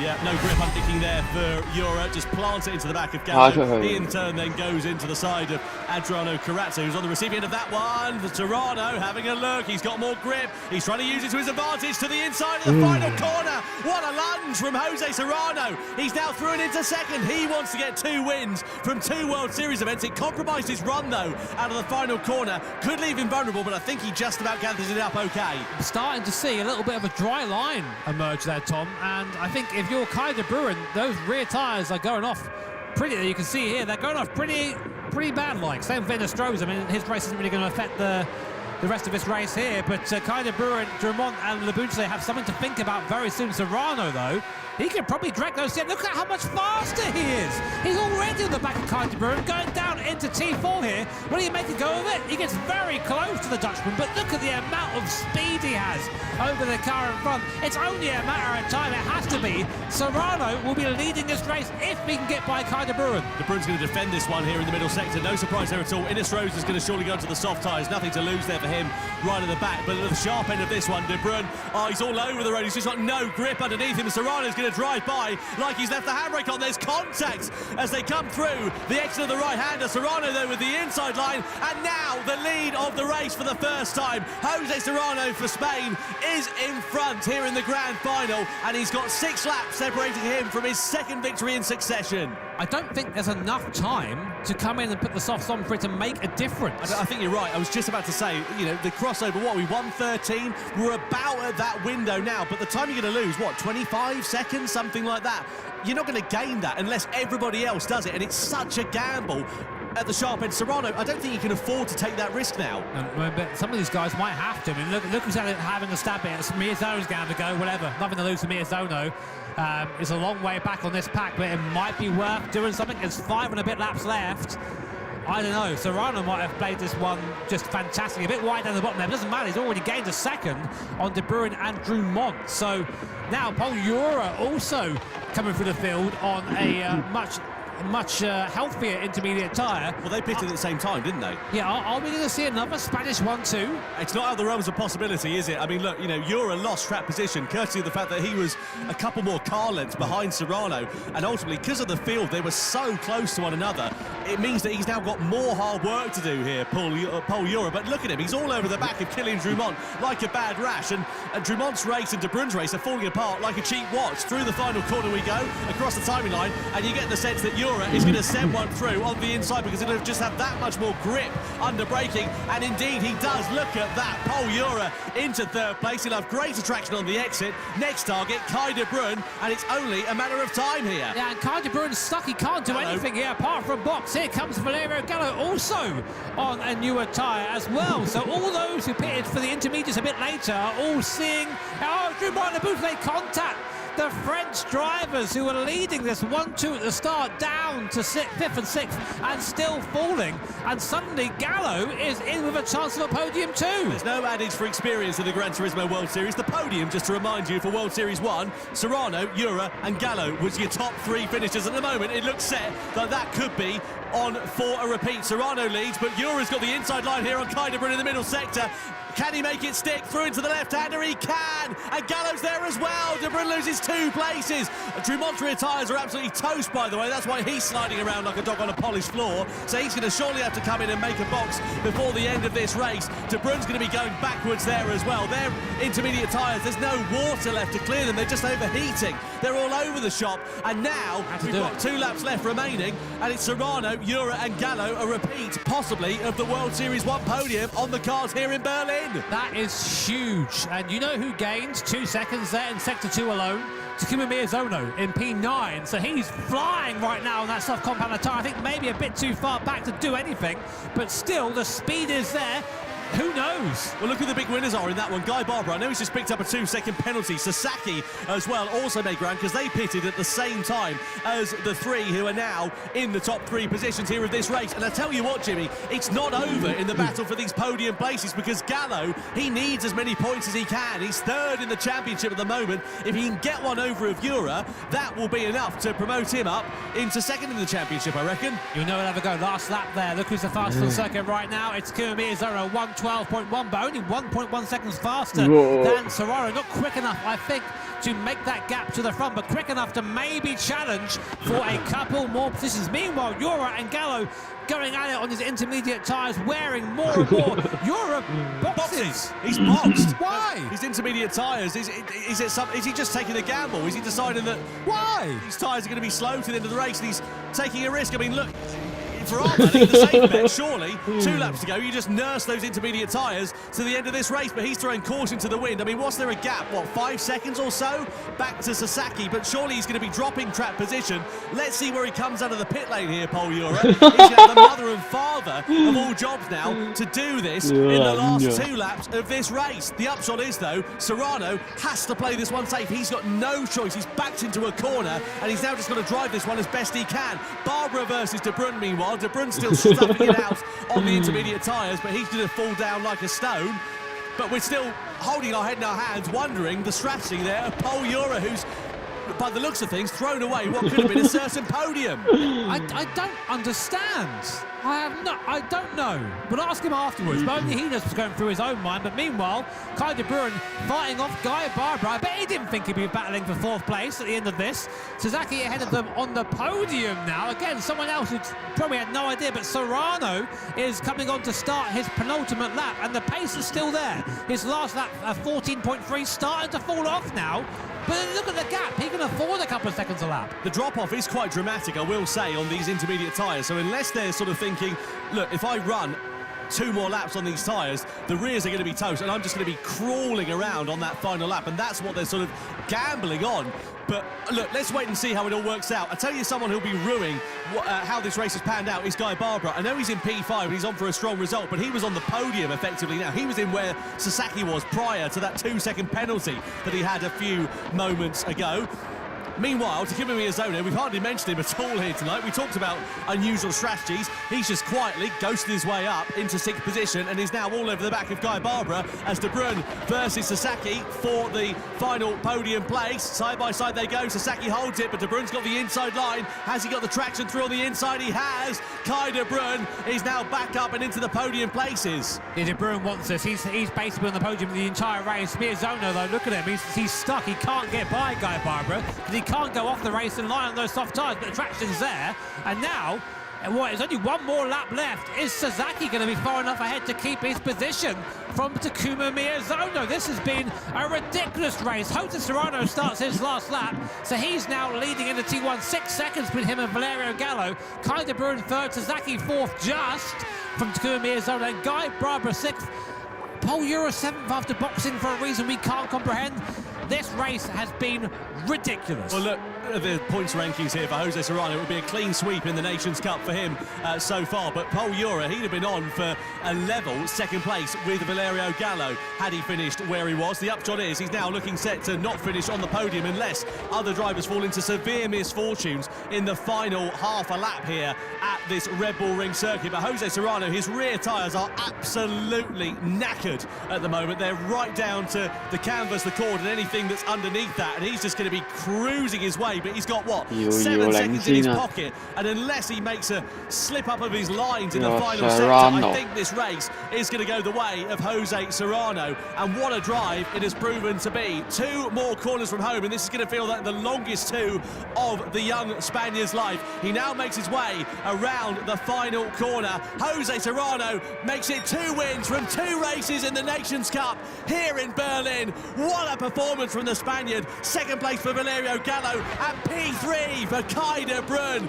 His first ever podium in the Gran Turismo World Series. Sasaki versus Miyazono, and Miyazono mugs Sasaki at the checkered flag there as well. And Paul Euro, well, from what we saw, it looks like he threw away what could have been an almost certain podium here tonight. I'm not allowed to describe this race in the way I want to because we're down by Ofcom. Yeah, we're a friendly stream that way. But what happened there? That was a ridiculous race, and how well played by Jose Serrano. You know what, going into this final, I was like, nah, he's not in it. It's going to be between the French guys, who ended 7th and 8th, by the way, the Boutelet and Drummond. But Serrano just showing what experience means in these GT live events. Valerio Gallo, an amazing 2nd place, who finished with pretty much no rear left tyre, and Kai de Bruin finally getting back on the podium where he belongs. A couple of steps maybe lower than he wanted, but still an impressive performance there from the Dutchman. Yeah, I have to say, if you are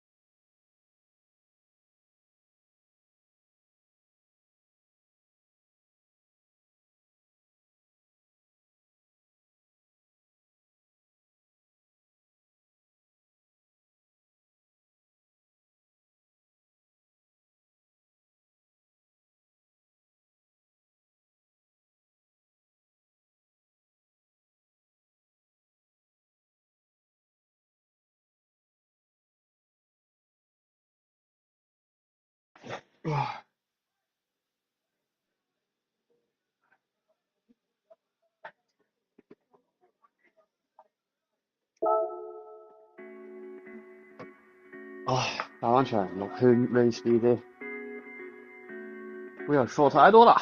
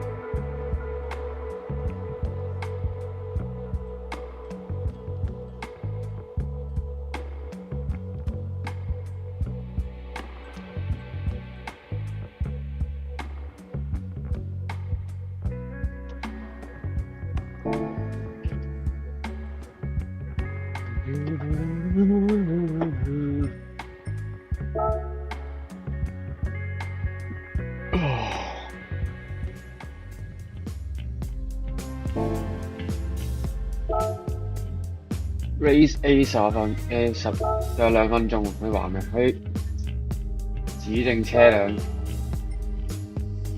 價一樣，呢架啫。呢架係咩？細型細小車。咁場 Race A 先。Race A 先，你轉嘅。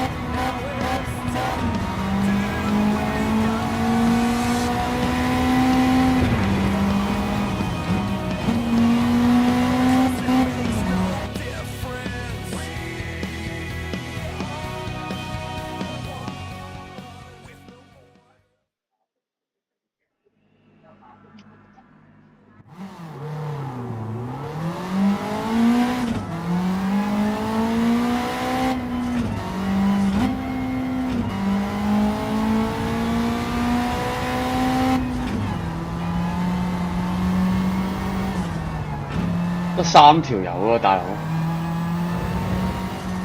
即係畫一個圈咁啊要。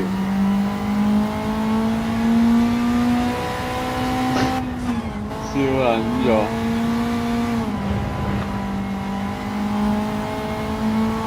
得2條油喎，大佬，畫乜鳩啊咁樣？玩緊乜鳩？兩條友啊，大佬，好撚過分喎！呢個冇人玩過呢個賽事，呢個賽事，呢個賽事係冇人，呢個賽事係冇人玩嘅喎，屌！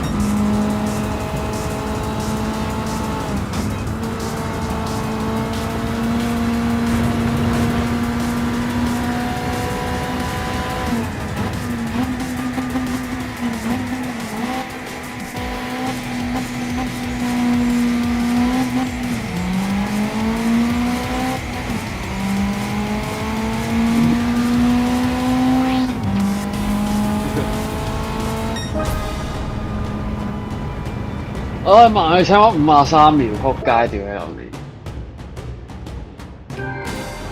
撚唉。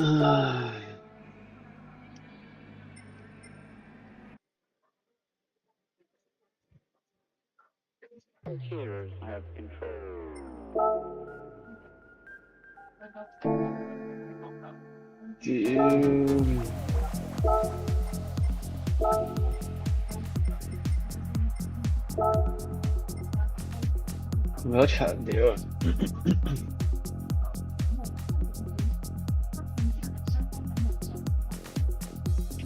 等幾多分鐘啊？呢個等屌18分鐘喎，黐撚線！屌，轉 game 啊！我街霸先屌。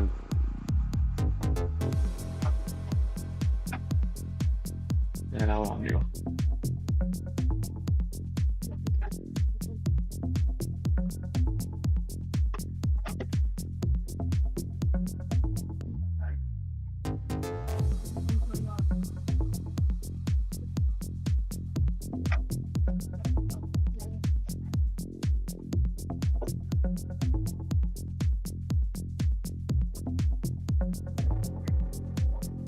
安靜街霸。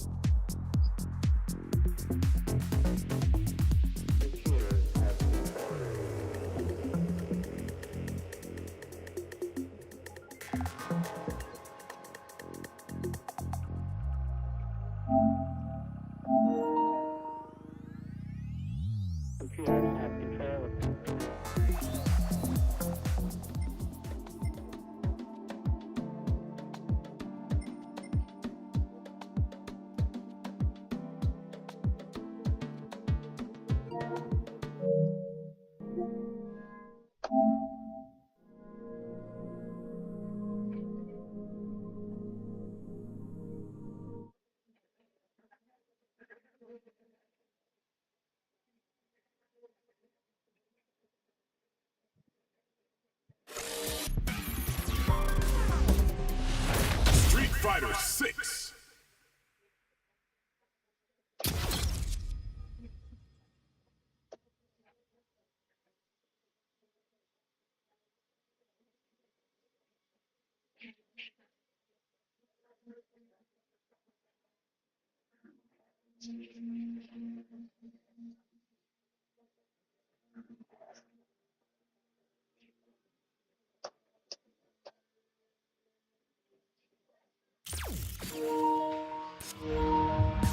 Fighting round.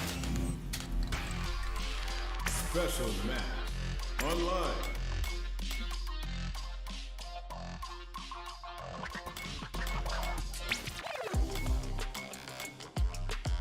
First active. First bet online.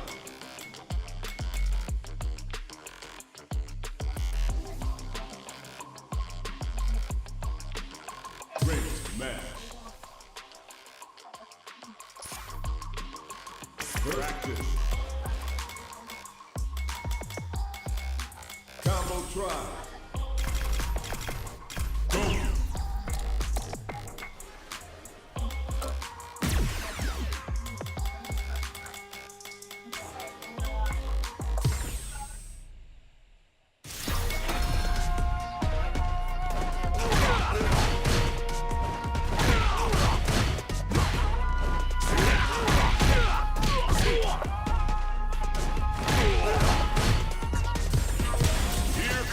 New challenger.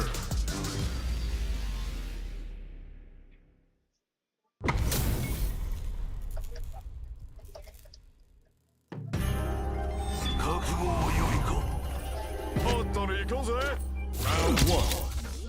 Fight.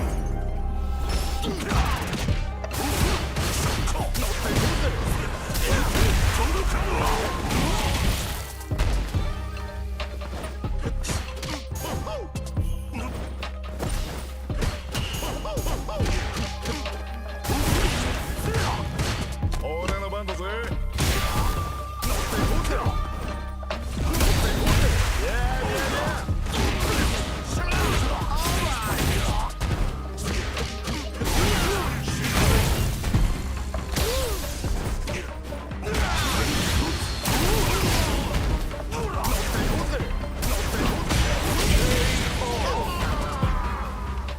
これぞ戦場の試合よ。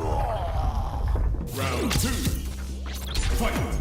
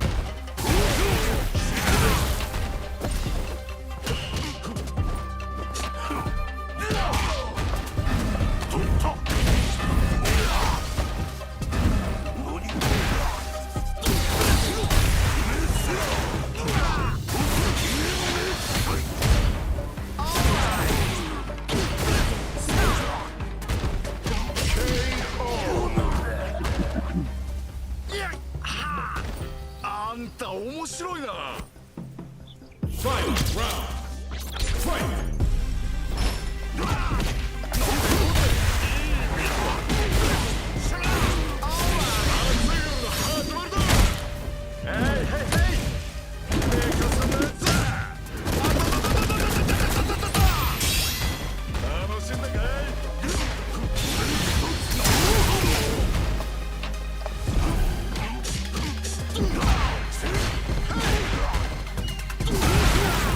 「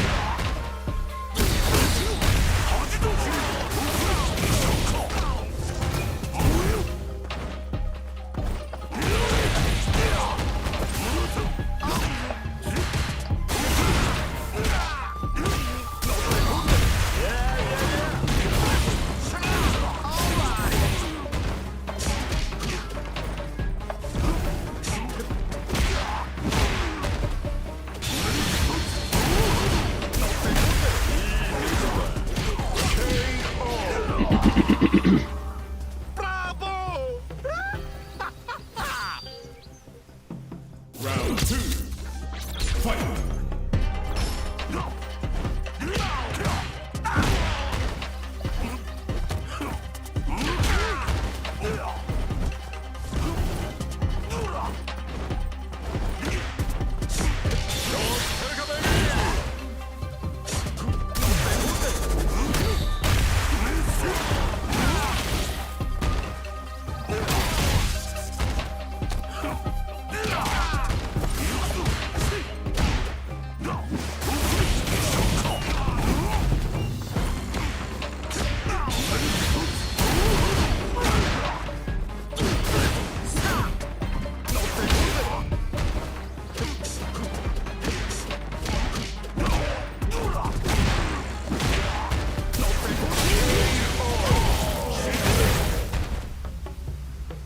れぞ戦場の試合よ。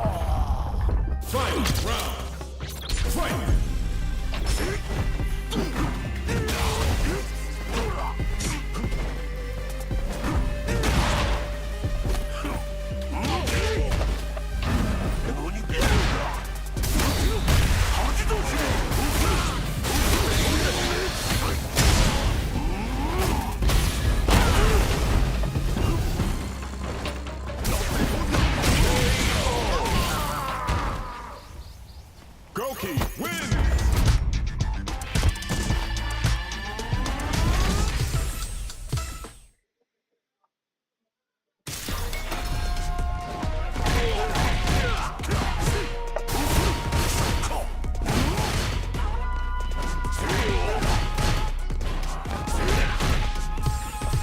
Here comes a new challenger.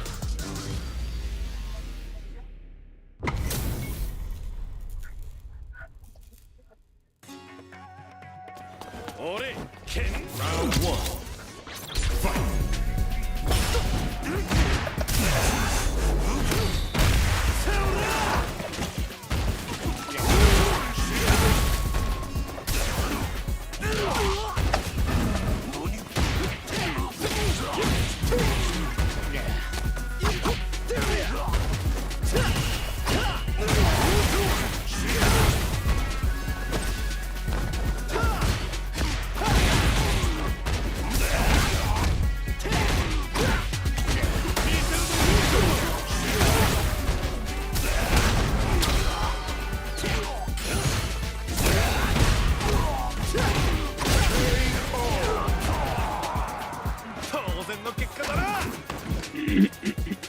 Round two. Fight.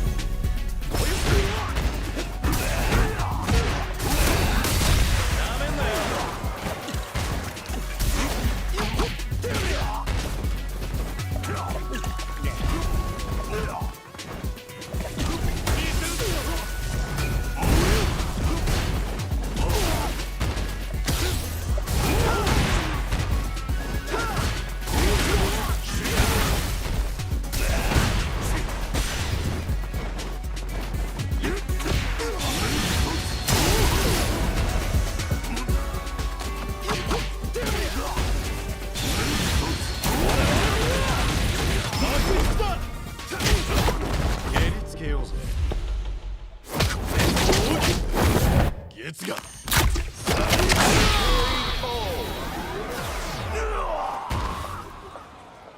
Jamie wins! Round one. Fight!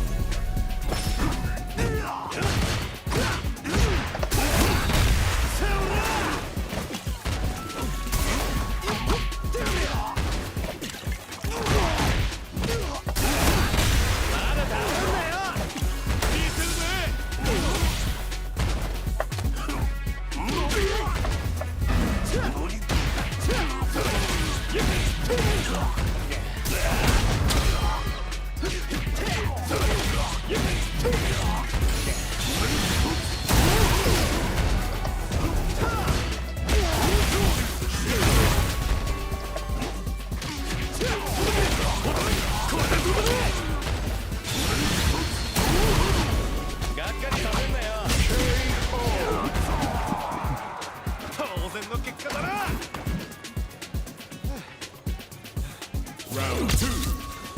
Fight!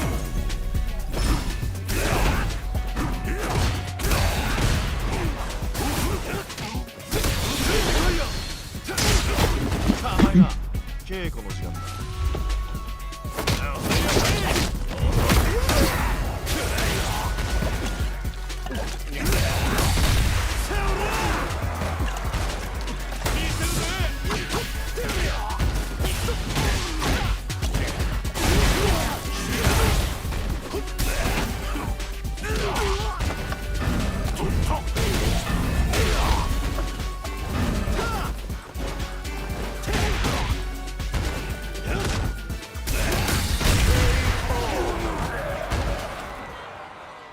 Jamie wins!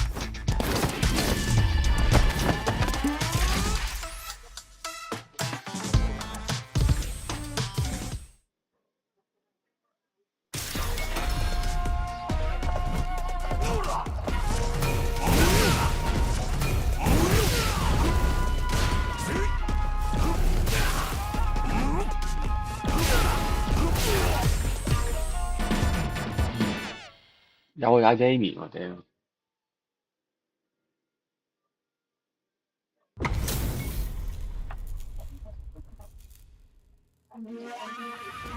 俺剣山滅殺 Round 1 Fight!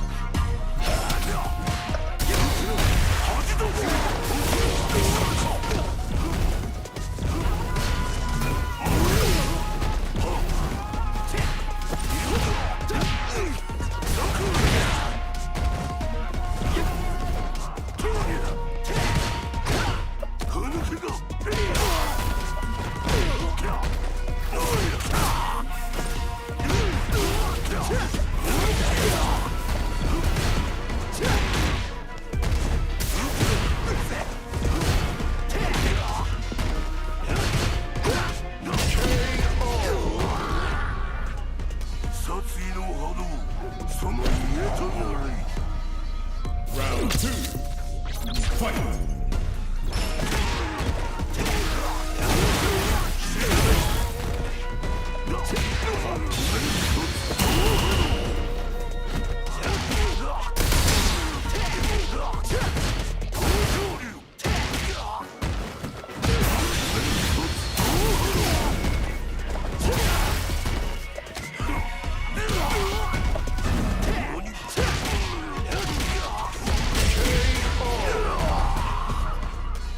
俺の世界にやったかよ Fight round Fight!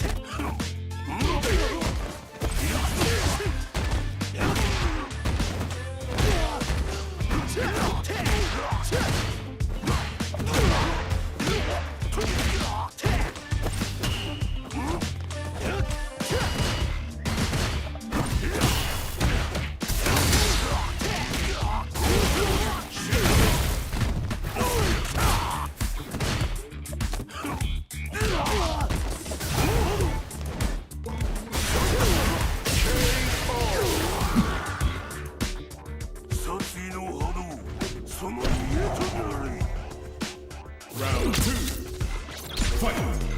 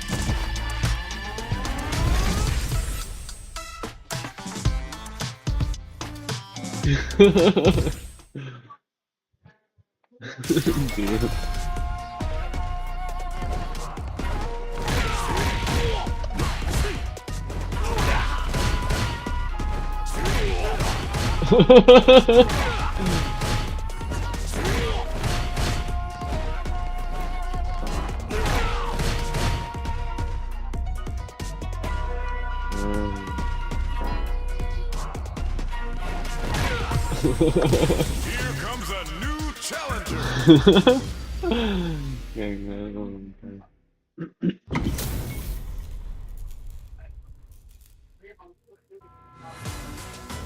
とっとり行こうぜ。Round one. Fight.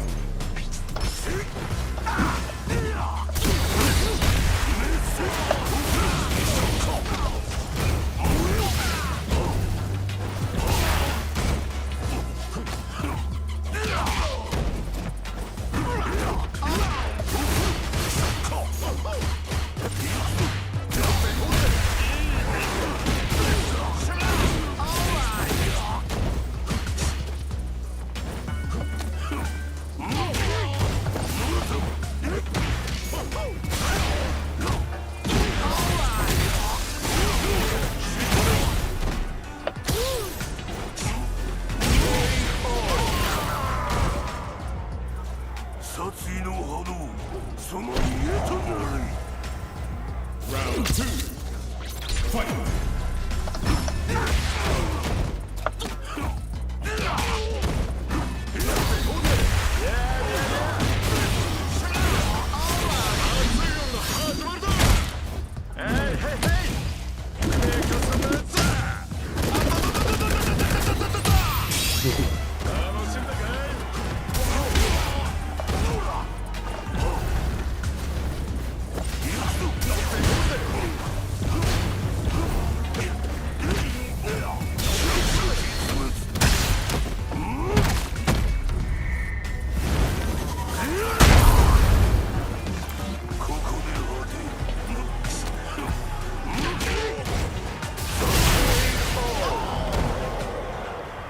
ゴーキー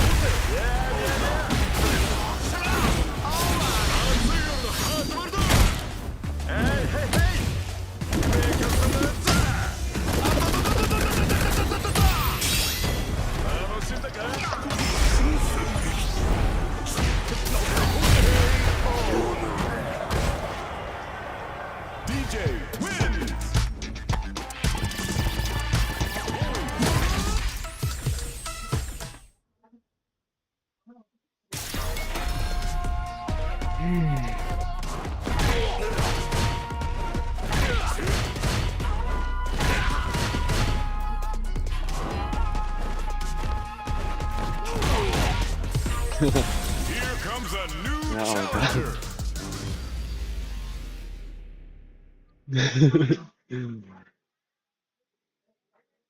哇，都係咁。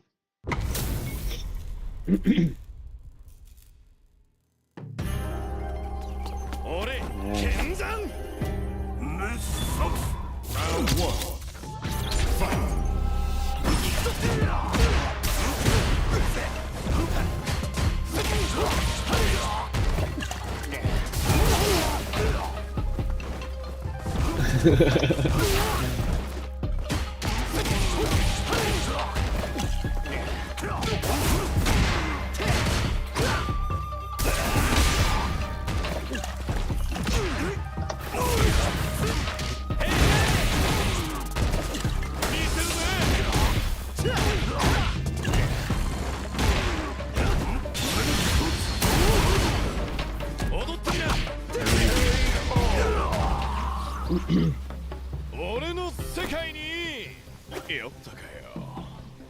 Round 2 Fight.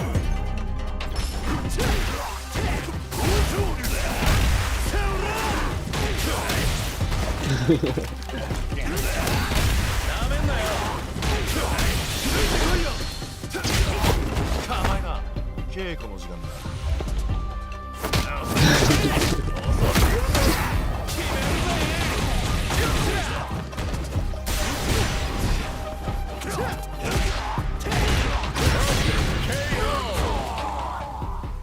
Jamie wins.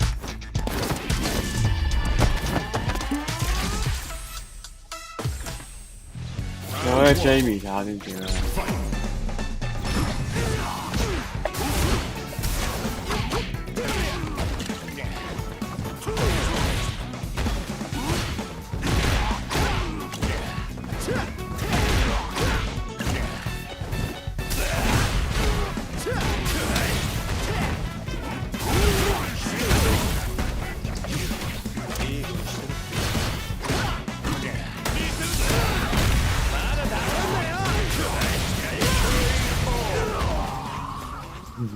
俺の世界によったかよ。Round 2 Fight.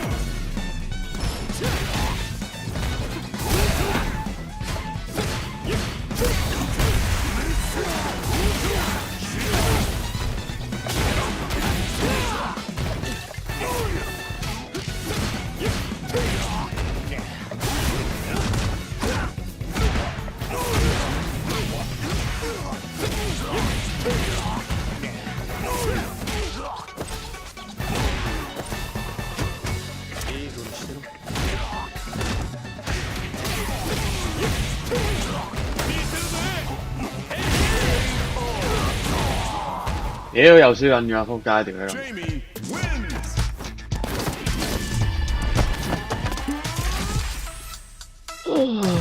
今日咁多先，完場，再見咁多位，拜拜。